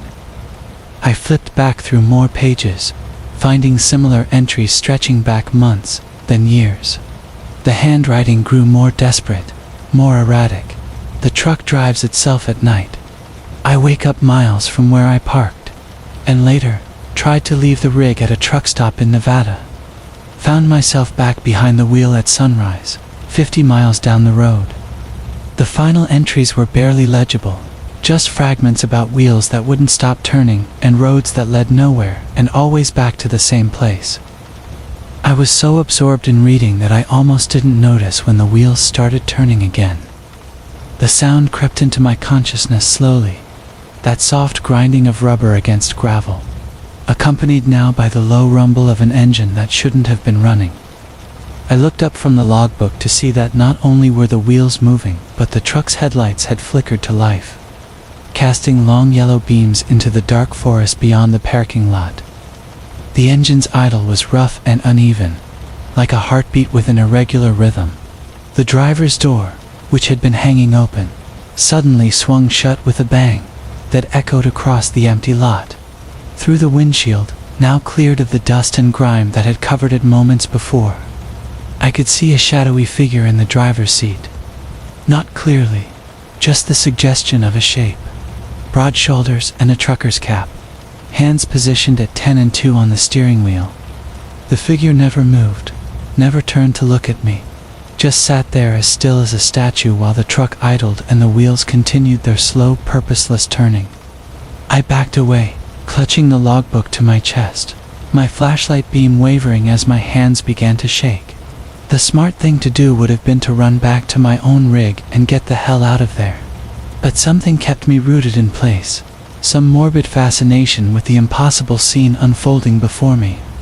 The truck wasn't moving forward, despite the turning wheels, as if it were stuck in some kind of supernatural neutral gear, caught between the desire to move and the inability to actually go anywhere. As I watched, other details began to change. The rust stains on the cab started to fade, the dents in the bumper slowly popped back out, and the faded paint began to brighten and gleam, as if the truck were restoring itself. But there was something wrong with the restoration, something that made my skin crawl. The chrome was too bright, reflecting light that wasn't there, and the paint job seemed to shift and flow like liquid mercury. The whole truck was becoming more vivid, more present, while somehow seeming less real at the same time. The engine's rumble grew louder, more insistent, and I realized with growing horror that the truck was trying to communicate something. The rhythm of the idle wasn't random, it was a pattern, almost like Morse code. Long rumbles and short putters that seemed to spell out words I couldn't quite decipher.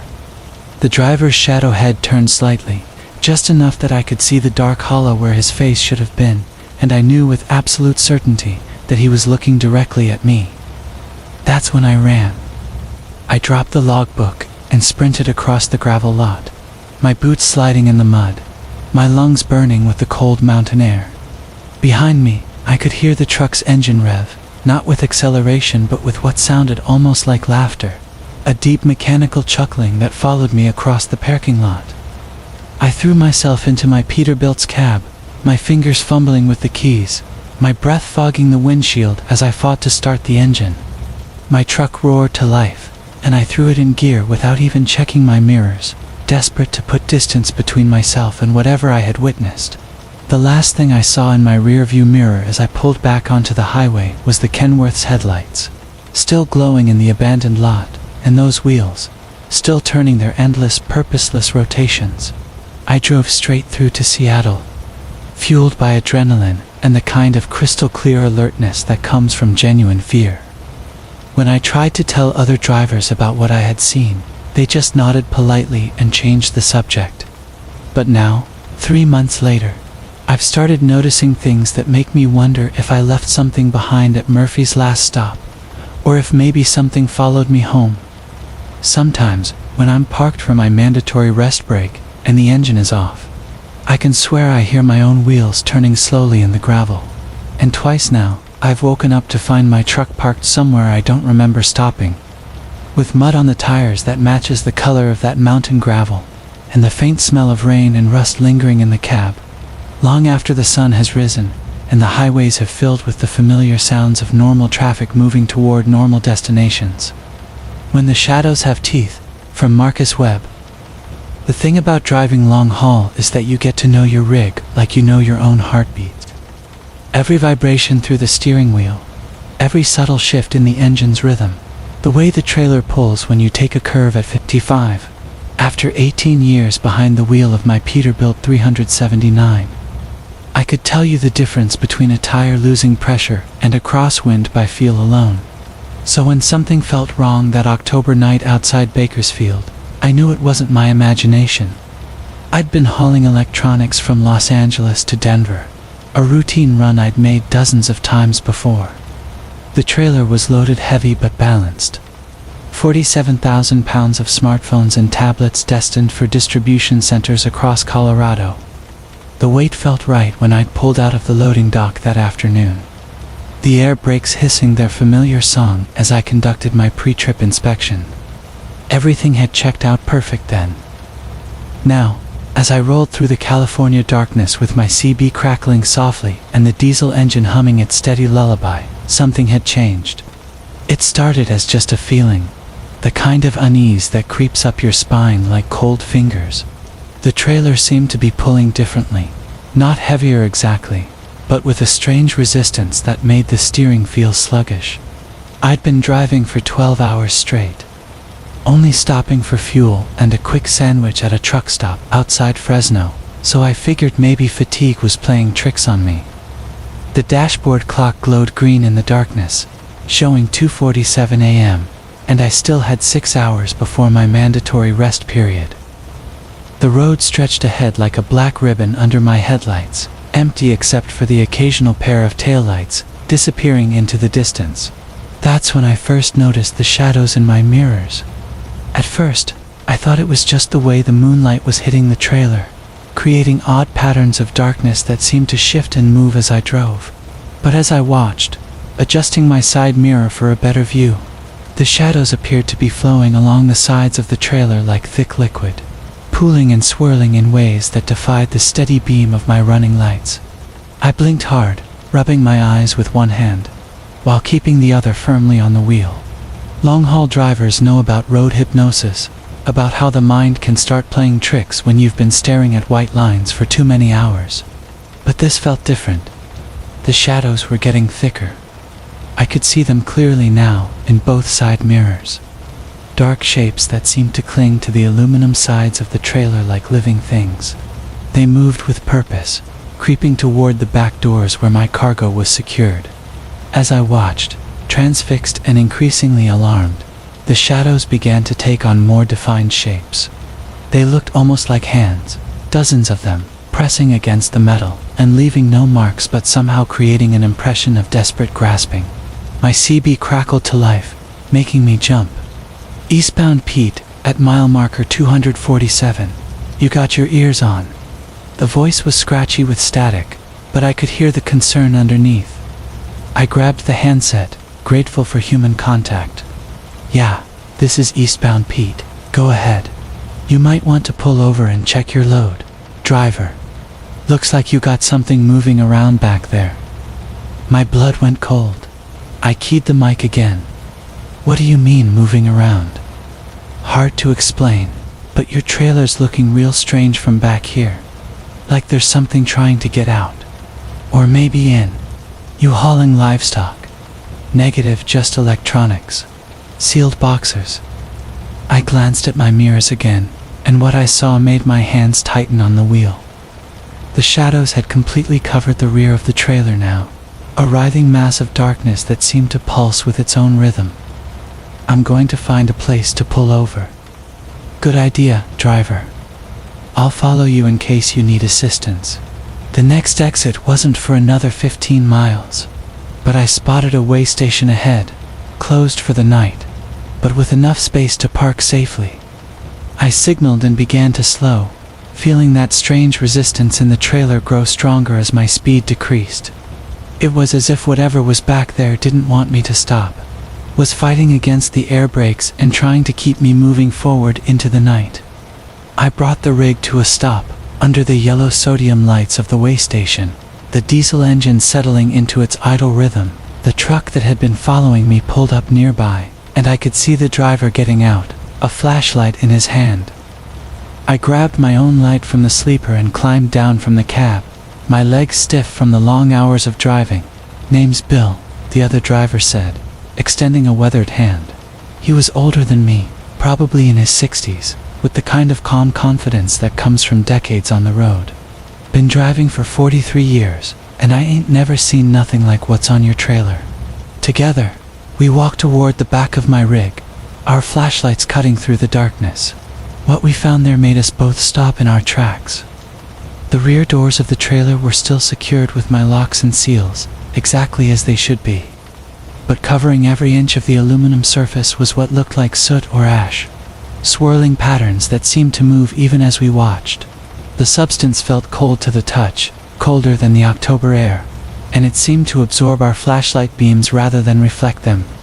"What the hell is that stuff?" I whispered, not really expecting an answer. Bill was examining the patterns more closely, his flashlight beam tracing the swirling designs. "Looks almost like handprints," he said softly. "Hundreds of them, all overlapping." He straightened up, shaking his head. "You picked up any hitchhikers? Stopped anywhere unusual?" I thought back over the day's journey. The loading dock in Los Angeles had been routine, just the usual warehouse workers with forklifts and clipboards. I'd stopped for fuel twice, both times at well-lit truck stops with plenty of other drivers around. No one had approached my trailer, and I'd kept it locked the entire time. "Nothing out of the ordinary," I told him. That's when we heard the sound. It came from inside the trailer, a soft scratching like fingernails on metal. We both froze, listening.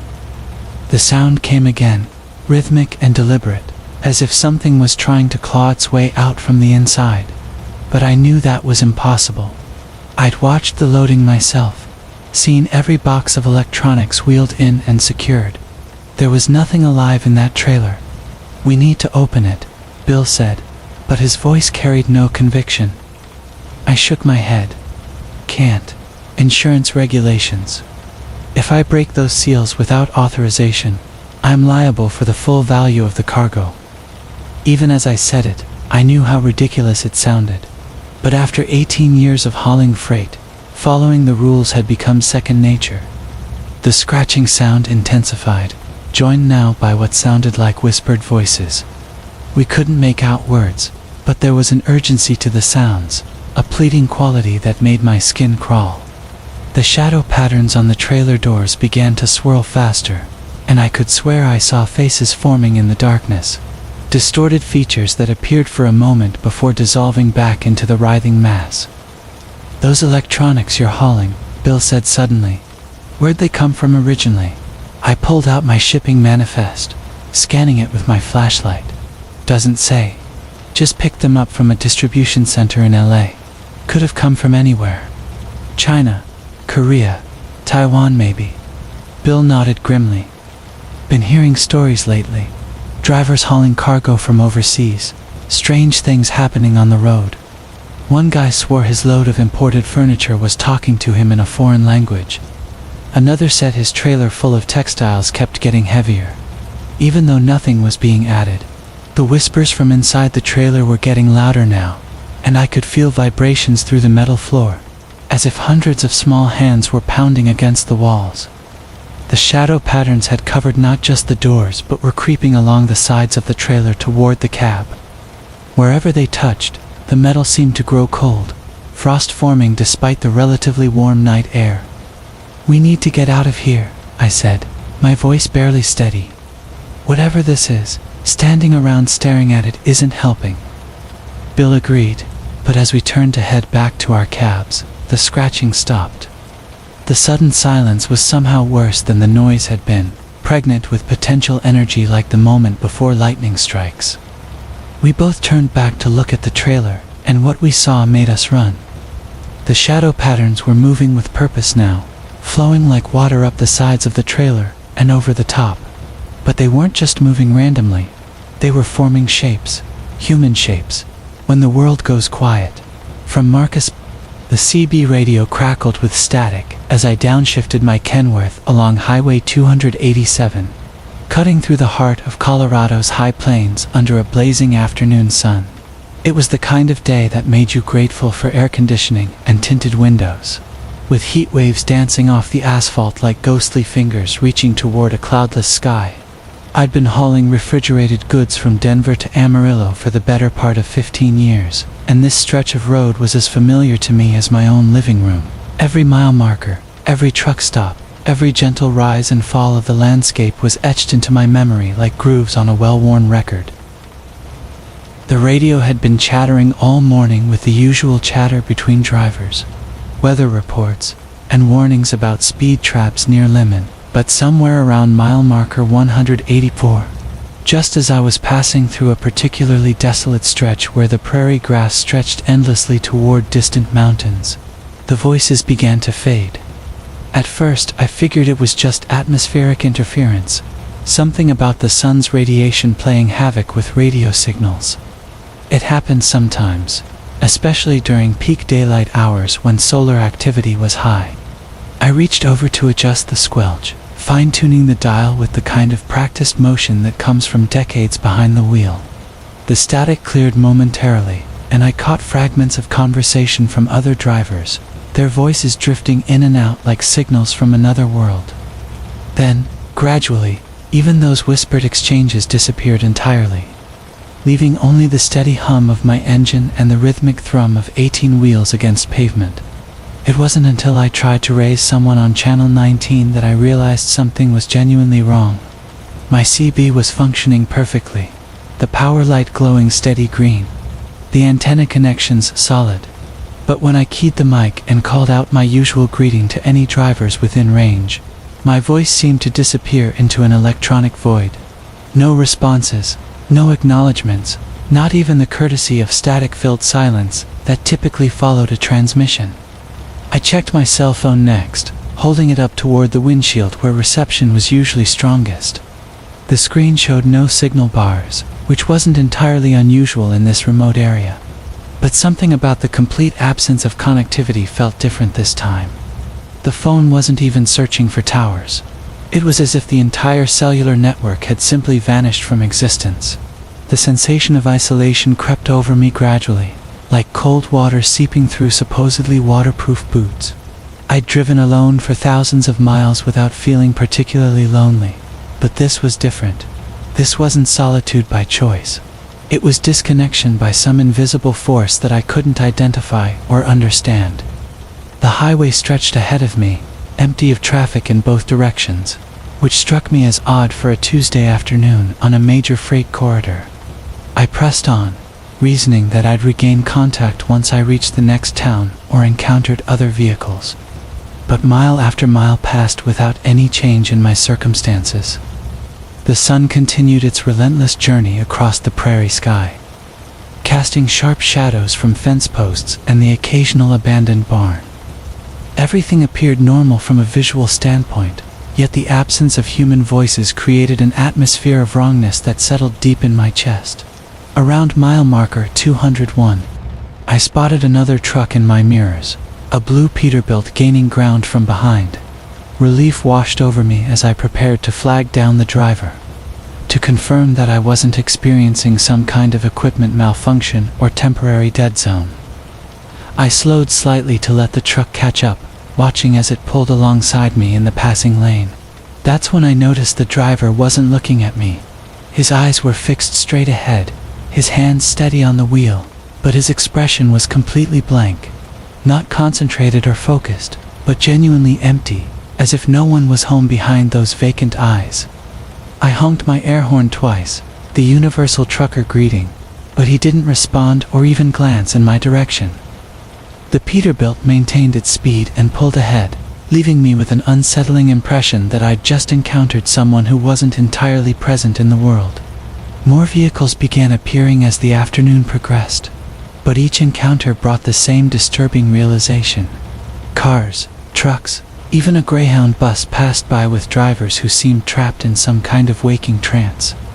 Their vehicles maintained proper speed and lane discipline, but the people behind the wheels moved with mechanical precision that felt fundamentally wrong.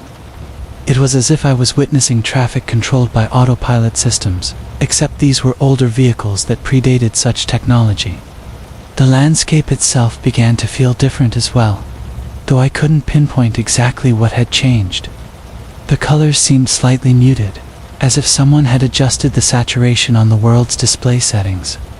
The sun cast the right shadows at the proper angles, but the quality of light felt artificial somehow, like stage lighting designed to simulate natural illumination.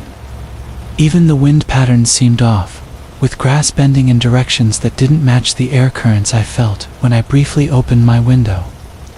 By late afternoon, as I approached the small town of Eads, I was desperate for human contact and answers. The truck stop there was a regular stop on my route, a place where I knew several of the staff by name and could always count on friendly conversation. I pulled into the parking area, noting that there were plenty of vehicles but an unusual quiet hanging over the entire facility. Inside the building, the fluorescent lights hummed with their familiar electrical buzz, and the coffee was brewing in its usual industrial-strength fashion. But the clerk behind the counter moved with the same mechanical precision I'd observed in the drivers outside. She rang up my purchase of fuel and snacks without making eye contact, responding to my questions with single-word answers delivered in a flat, emotionless tone. The other customers in the store displayed similar behavior, going through the motions of normal activities while seeming completely disconnected from their surroundings. They selected items from shelves, stood in line, and completed transactions, but their movements felt choreographed rather than spontaneous. I tried engaging several people in conversation, asking about road conditions and weather forecasts, but their responses came out like pre-recorded messages, rather than genuine human interaction. Back in my truck, I attempted to contact my dispatcher through every communication method available. CB radio, cell phone, satellite messenger, even the truck's built-in communication system that connected directly to the company's fleet management network. Every device showed proper functionality, but none could establish contact with the outside world. It was as if an invisible barrier had descended around this entire region, cutting off all electronic communication while leaving the equipment itself completely operational. As evening approached and I continued eastward, the wrongness of the situation became impossible to ignore. Traffic moved in perfect patterns without any apparent coordination. Vehicles maintaining precise spacing and timing that would have been impossible without some form of centralized control. Yet there were no traffic management systems visible. No electronic signs or communication towers that might explain the phenomenon. The sun began setting behind me, painting the prairie in familiar shades of orange and gold, but even the beauty of the landscape felt hollow somehow. I realized that I hadn't seen any birds flying overhead all day, hadn't noticed any wildlife movement in the fields beside the highway. The absence of natural sounds was becoming more apparent as well. When I shut off the engine at a rest area, the silence was complete and unnatural. Night fell with unusual swiftness, as if someone had dimmed the world's lighting on a master control panel. I pulled into a truck stop near the Kansas border, hoping that crossing state lines might restore normal communications, but found the same eerily automated behavior among the staff and customers. Everyone went through the motions of their respective roles, but the spark of genuine human consciousness seemed to have been extinguished somehow. I'm writing this account now in my logbook as I idle in the parking lot, trying to document what I've experienced while the details remain fresh in my memory. My truck's systems all show normal operation, fuel levels are adequate, and the route ahead appears clear. But I can't shake the feeling that I've somehow slipped into a parallel version of reality. One where everything looks right but nothing truly is. The most unsettling part is that I'm beginning to notice changes in my own behavior and thought patterns. Simple decisions that should be automatic are requiring conscious effort, and I catch myself moving with the same mechanical precision I've observed in others. Whatever force has affected this region is starting to influence me as well, and I'm not sure how long I can maintain my awareness of what's happening. If anyone finds this log, know that the signals went quiet on a bright Tuesday afternoon, somewhere along Highway 287, and the world hasn't been quite right since then. The Weight of Nothing, from Marcus Chen. The empty flatbed behind me should have made the drive easier.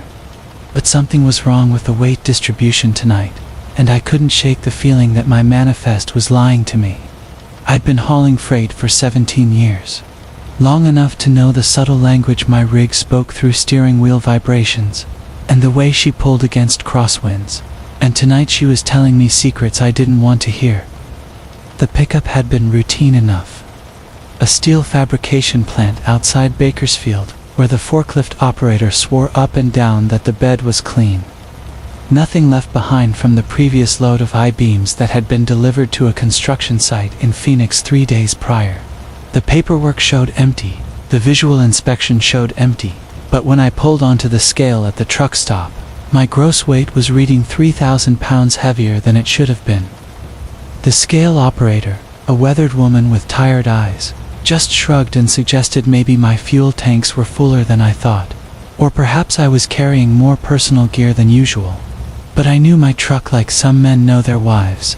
Every quirk and tendency mapped in my mind through countless midnight runs across the interstate system. The way she downshifted on grades, the particular whine of the transmission when she was working hard. The subtle sway that meant the load wasn't sitting right. All of it was off tonight. As if I were hauling invisible cargo that grew more substantial with every mile that passed beneath my wheels. The radio had been crackling with chatter from other drivers, the usual mix of traffic reports and crude jokes. But around 10:30, the frequency went quiet, except for an occasional burst of static that sounded almost like whispered words in a language I couldn't quite identify. I tried switching channels, scanning for a clear signal, but found only that same strange static, rhythmic and purposeful, like breathing through electronic lungs. Highway 58 stretched ahead of me in an endless ribbon of asphalt, my headlights carving a tunnel through the California desert darkness. The air was still and oppressive despite the late hour, no wind to speak of, yet my trailer kept shifting as if buffeted by invisible gusts. Each time it happened, I'd check my mirrors, expecting to see something there that would explain the movement. But the red glow of my taillights revealed only empty space above the flatbed's aluminum surface. The first way station was closed, as they usually were after midnight. but the electronic scales at the entrance still functioned for drivers who wanted to check their loads. I pulled onto the platform and watched the digital display flicker to life. Numbers climbing higher than they should have, settling finally at a gross weight that was now 5,000 pounds over what my empty truck should register. I sat there in the cab, engine idling, staring at those glowing red numerals and trying to rationalize what I was seeing. Maybe there was water in the trailer from the washing bay, pooled in corners I couldn't see. Maybe some of the steel from the previous load had wedged itself beneath the deck plating. There had to be a logical explanation, because the alternative was admitting that something impossible was happening on Highway 58. And 17 years of practical hauling experience had taught me that impossible things didn't exist in the world of manifests and bills of lading. I climbed down from the cab and walked the length of the trailer, my flashlight beam dancing across every inch of the flatbed surface. The aluminum was clean, almost pristinely so, bearing only the faint impressions where the I-beams had rested during transport. No forgotten cargo, no pools of water, no explanation for the additional weight. That was making my suspension work harder and changing the entire character of how my rig handled the road. Back in the cab, I tried the radio again, hoping to raise another driver who might have encountered something similar. But the static had grown more intense, forming patterns that seemed to pulse in rhythm with my heartbeat. I turned the volume down and concentrated on driving, but I couldn't ignore the growing certainty that my trailer was becoming heavier with each passing mile, as if the empty space above the flatbed was somehow filling with substance that existed only on the scales and in the labored sound of my engine. The next truck stop was 30 miles ahead, a sprawling complex of fuel islands and parking spaces where I could find other drivers. People who might have answers, or at least confirmation that I wasn't losing my mind on a routine midnight run. I pressed harder on the accelerator, but the truck responded sluggishly, as if fighting against resistance that increased proportionally to my speed. The transmission downshifted automatically on a grade that should have been barely noticeable, and I could hear the turbo whistling as the engine worked to pull what the computer now calculated as a 40,000-pound ghost. The static on the radio resolved briefly into something that might have been voices. Multiple speakers talking in overlapping whispers about loads that couldn't be delivered, destinations that didn't exist, and drivers who had simply stopped reporting their positions somewhere along the interstate highways. I reached for the volume knob, straining to understand the words, but the clarity vanished as quickly as it had appeared, leaving only the rhythmic electronic breathing that had been my sole companion for the past hour. At the truck stop, I pulled onto the scale again, dreading what the display would show. The numbers climbed past my previous reading, indicating a gross weight that was now 8,000 pounds heavier than it should have been. Other drivers were scattered around the fuel islands, but when I tried to approach them, to ask if they'd ever experienced anything similar, they seemed to look through me as if I weren't entirely there, as if the invisible weight I was carrying had somehow made me less substantial to their perception. I bought coffee I didn't want and studied my logbook, looking for any detail I might have missed, any notation that would explain what was happening to my empty trailer. The hours of service were correct, the route was standard. Everything was exactly as it should be except for the growing certainty that I was hauling something that existed only in the spaces between what could be measured and what could be seen. The final hour before dawn was the worst, my truck struggling against its impossible burden as I climbed through the Tehachapi Mountains. The engine temperature was running hot despite the cool desert air, and I could feel the entire rig swaying under the influence of cargo that cast no shadow but pulled at my suspension springs like concentrated gravity. The radio had gone completely silent except for that persistent static breathing, and I found myself matching my own respirations to its rhythm without conscious intention. The delivery point in Barstow was a small fabrication shop where I was supposed to pick up my next load, coiled steel destined for a construction project in Las Vegas. The yard foreman met me at the gate, clipboard in hand, and began directing me toward the loading dock. Before I could explain what had been happening during the drive, I tried to tell him about the weight discrepancy, about the impossible readings on multiple scales, but he just nodded absently and pointed toward where his crew was already preparing to load the steel coils onto my apparently empty flatbed. I watched in the side mirror as they positioned the first coil, a standard piece weighing roughly 4,000 pounds according to the shipping manifest. The forklift operator set it down on the trailer deck, and I felt the familiar settling sensation as my suspension adjusted to the additional weight. But something was wrong with the physics of the moment, because instead of the expected increase in gross weight, the truck actually felt lighter, as if the steel coil was displacing some portion of the invisible cargo I had been carrying through the night. The loading continued, each coil somehow reducing the mysterious weight rather than adding to it, until my rig felt normal again, balanced and responsive in the way I remembered from thousands of previous runs.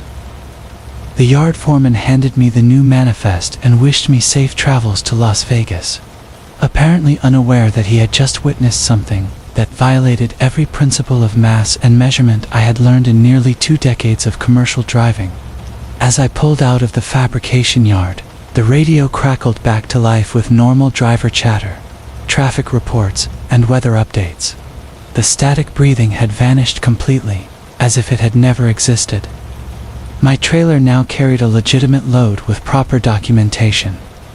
But I couldn't shake the memory of those hours, when empty space had somehow accumulated weight and presence, transforming a routine midnight run into something that still defied explanation in the growing light of dawn. The highway stretched ahead toward Las Vegas, and my truck ran smooth and true with its load of steel coils.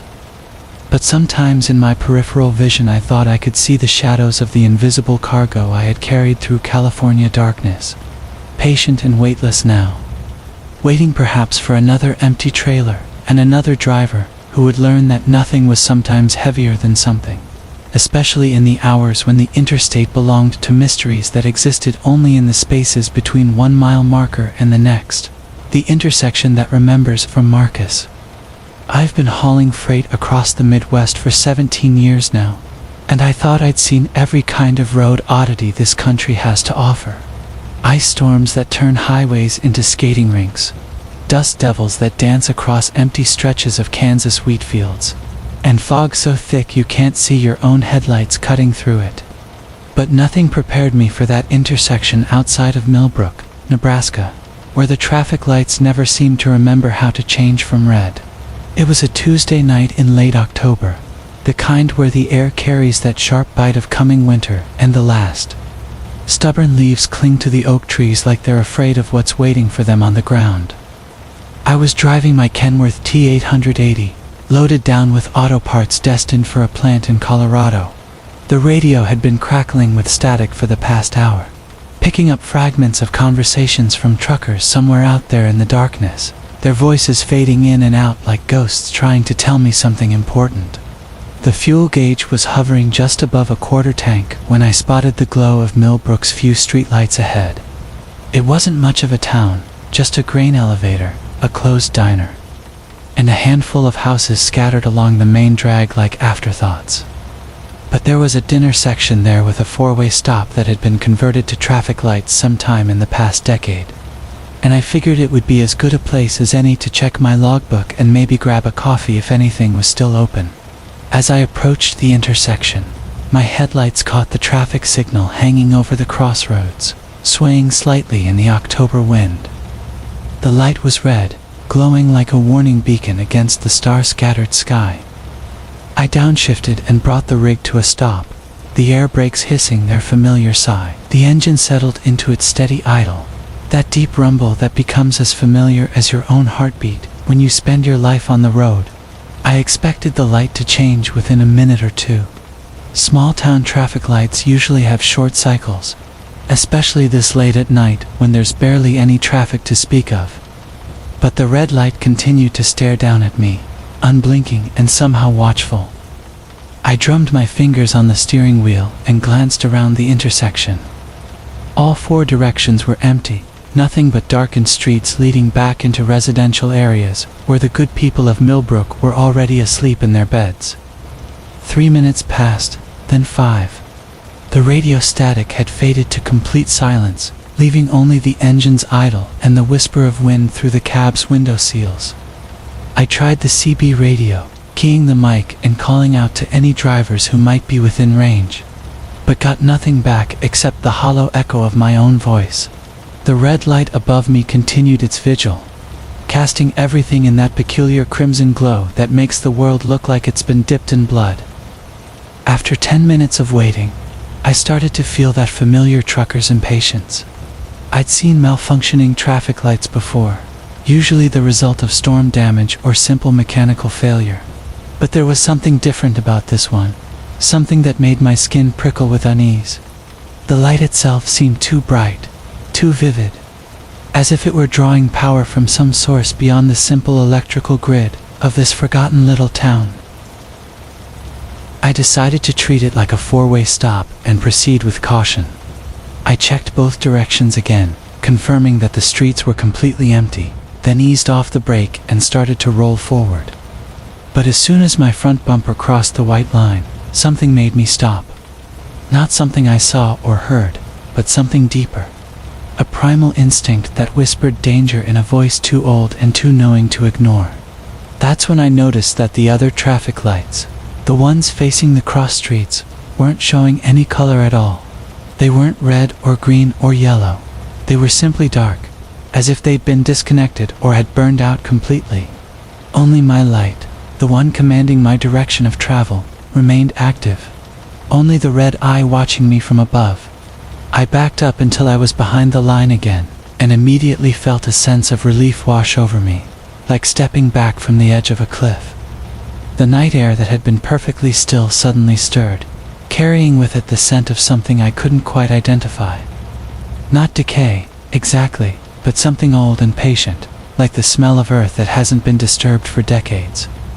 As I sat there trying to make sense of the situation, I began to notice details that had escaped me before. The pavement beneath my tires was newer than the surrounding asphalt, a perfect square that encompassed the intersection. The paint on the stop lines was too fresh, too white, as if it had been reapplied recently, despite the apparent age of everything else in town. And there was something else, something that made my breath catch in my throat. Tire marks, dozens of them, maybe hundreds, all leading up to the white line and stopping abruptly. Skid marks, brake marks, the evidence of countless vehicles coming to sudden, urgent stops at this very spot. Some of the marks looked fresh, but others had been weathered by seasons of rain and snow and summer heat. They formed overlapping patterns on the asphalt, a palimpsest of vehicles that had faced this same red light and made the same decision I was making now. I tried my cell phone, thinking I could call the local police or highway department to report a malfunctioning signal, but the screen showed no service. Not unusual in rural areas, but somehow unsurprising given everything else about this place. The red light continued to burn above me, steady and patient, and I began to understand that it wasn't malfunctioning at all.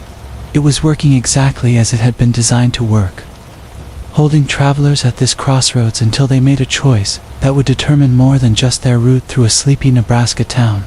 The temperature was dropping, and I could see my breath beginning to fog in the cabin, despite the heater. My fuel gauge had dropped another notch, the engine consuming diesel as it idled, waiting for me to decide what to do next. I could turn around, backtrack 20 miles to the previous intersection, and take an alternate route that would add hours to my trip. Or I could trust my instincts and my experience, treat the light as a malfunction, and proceed through the intersection with appropriate caution. But as I considered these options, something else began to intrude on my awareness.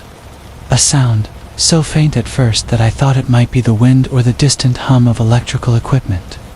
But as I focused on it, the sound resolved itself into something far more unsettling. Voices, multiple voices, speaking in hushed tones that seemed to come from the direction of the intersection itself. I rolled down my window and listened more carefully, the cold air rushing into the cab and making me shiver. The voices were clearer now, and I could almost make out individual words. They seemed to be having a conversation, these invisible speakers, discussing something with the casual familiarity of old friends. but there was an undercurrent to their speech, a note of anticipation that made my hands tighten on the steering wheel. One voice rose above the others, clear enough for me to understand. "This one's been waiting longer than most," it said, and there was something like approval in the tone. "Patient, careful, the kind we prefer." Another voice responded, fainter, but still audible. "The intersection remembers them all. The ones who waited and the ones who didn't. But this one understands the rules." I felt ice form in my stomach as I realized they were talking about me. Somehow, impossibly, there were people or things gathered at that intersection, invisible in the darkness, discussing my presence like I was a specimen in some cosmic experiment. The red light above seemed to pulse slightly, as if responding to their conversation, and I noticed that my dashboard clock had stopped working. The digital display showed the same time it had when I first arrived at the intersection, as if time itself had been suspended in this place. The voices continued their discussion, and gradually I began to understand the choice that lay before me. The intersection was more than just a junction of country roads. It was a test, a boundary between the world I knew and something else entirely. The red light would remain red for as long as I chose to respect it, holding me in a space between departure and arrival, between safety and whatever lay waiting in the darkness beyond. But if I chose to proceed, if I crossed that line while the light burned red above me, I would be accepting the consequences of breaking rules that were older and more fundamental than simple traffic laws. The tire marks on the asphalt told the story of other travelers who had faced this same choice. Some had waited, perhaps turning back when their patience finally wore thin. Others had gone forward despite the warning, crossing into territory that the intersection claimed as its own. My fuel gauge dropped another notch, and I realized I would have to make a decision soon. I couldn't idle here forever, burning diesel while ghostly voices debated my fate. But as I prepared to shift into reverse and begin the loop at Miller's Rest, from Jake Henley, the headlights of my Kenworth swept across the cracked asphalt as I pulled into Miller's Rest, a truck stop that hadn't seen better days in at least 2 decades. The neon sign flickered weakly against the November fog, casting pink and blue shadows that danced across my windshield like ghostly fingers. I'd been driving for 11 hours straight, hauling refrigerated goods from Portland to Denver, and my eyelids felt heavy as lead. The digital clock on my dashboard read 2:47 a.m., and I knew I had no choice but to take my mandatory rest here, even though something about this place made my skin crawl. The parking lot stretched out before me like a concrete ocean, dotted with the sleeping hulks of other big rigs. Their running lights created little constellations in the darkness, and I could hear the distant hum of diesel engines keeping cargo cool through the night. As I maneuvered my truck into an empty space near the back of the lot, I noticed how the fog seemed to cling to the ground here, thicker than it had been on the highway. It swirled around my tires as I came to a stop, and when I killed the engine, an odd silence settled over everything. I climbed down from my cab, my boots hitting the damp pavement with a hollow sound that seemed to echo longer than it should have. The truck stop's main building squatted in the distance, its windows glowing yellow through the mist. A few other drivers were probably inside, nursing coffee and fighting sleep. But I decided to grab some rest first and hit the road early. I'd driven through Miller's Rest before, maybe 6 or 7 times over the past 3 years, and it always felt the same, frozen in time and slowly rotting away. Settling into my sleeper berth, I pulled the curtains closed and tried to ignore the way the fog outside seemed to press against my windows like curious hands. The lot was quiet except for the occasional rumble of a truck starting up or the distant hiss of air brakes. I closed my eyes and let the familiar sounds lull me toward sleep, but something kept nagging at me, a feeling that I couldn't quite shake. It was like being watched, though I knew that was impossible with my curtains drawn tight. Sleep came in fits and starts, interrupted by strange dreams of driving the same stretch of highway over and over again, never reaching my destination. I woke several times to check my phone, watching the minutes crawl by with agonizing slowness. At one point, I thought I heard voices outside, low and murmuring, but when I peered through a gap in my curtains, I saw nothing but empty spaces where I was sure there had been other trucks parked earlier. When my alarm finally went off at 6 a.m., I felt more tired than when I'd laid down. The fog had thickened overnight, turning the world outside into a gray soup that my headlights could barely penetrate. I started my engine and began my pre-trip inspection, walking around my rig with a flashlight that seemed to cast strange, shifting shadows in the mist. Everything looked normal, but normal felt wrong somehow, like a photograph that's been subtly altered in ways you can't quite identify. I climbed back into my cab and began the slow process of working my way out of the parking lot. The GPS on my dashboard showed I was right where I should be, but as I drove toward the exit, something made me glance at my mirrors. Behind me, the lot looked exactly as it had when I'd arrived, down to the same trucks parked in the same spaces. I told myself it was just the fog playing tricks on my eyes, but a cold feeling settled in my stomach anyway. The exit ramp curved to the right, leading back to the interstate, but as I followed it through the thick fog, I felt a strange sense of disorientation. The curve seemed to go on longer than it should have, and when I finally emerged from the mist, I found myself staring at the familiar pink and blue glow of Miller's Rest's neon sign. My truck was approaching the entrance to the parking lot, the same entrance I'd just left moments ago. I stopped my rig in the middle of the road and stared at the scene before me. This had to be a mistake. Maybe another truck stop with similar signage, but as I looked closer, I could see the same cracks in the same places on the asphalt. The same burned out light fixtures, even the same rust stains on the fuel island pumps. My hands began to shake as I checked my GPS again, and it showed me exactly where I expected to be, 5 miles down the interstate from Miller's Rest, but my eyes told a different story entirely. Fighting down a wave of panic, I decided to drive through the lot without stopping, just to prove to myself that I was somewhere else. But as I rolled past the parked trucks, I saw something that made my blood turn to ice water. There, in the same space where I'd spent the night, sat a Kenworth identical to mine, down to the company logos and the small dent in the front bumper that I'd gotten in Bakersfield last month.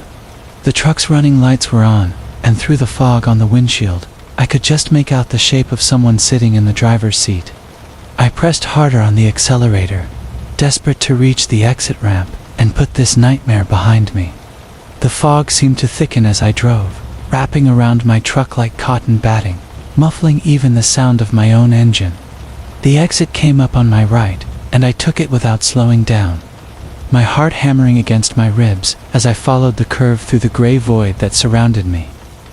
But when I emerged from the fog once again, Miller's Rest spread out before me like a recurring bad dream.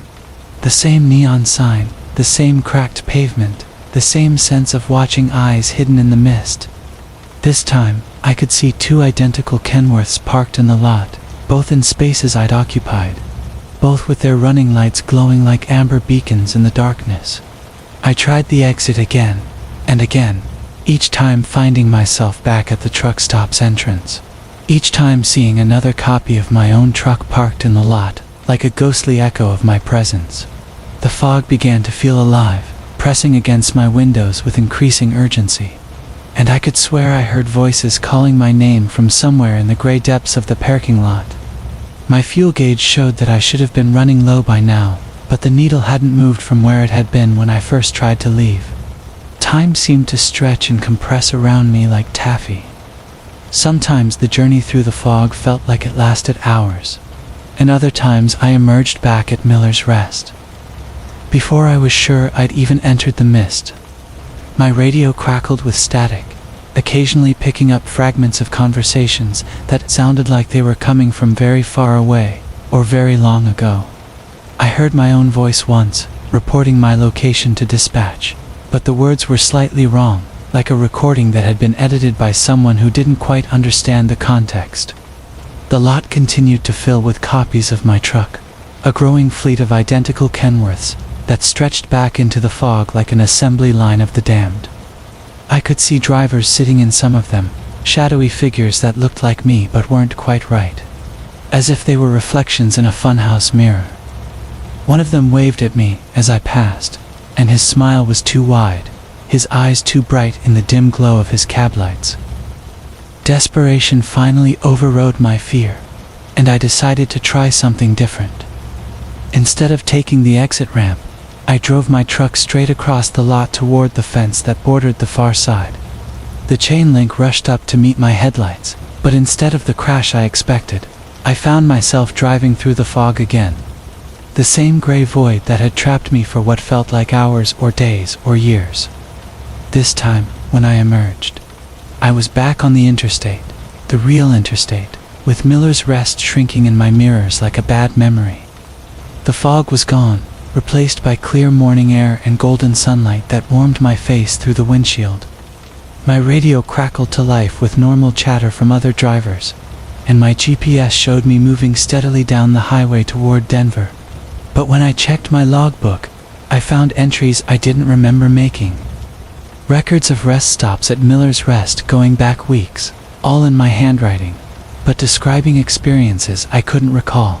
And sometimes, late at night when I'm driving through heavy fog, I catch glimpses of pink and blue neon in my peripheral vision, and I hear the distant sound of diesel engines idling in a lot that exists somewhere between here and there.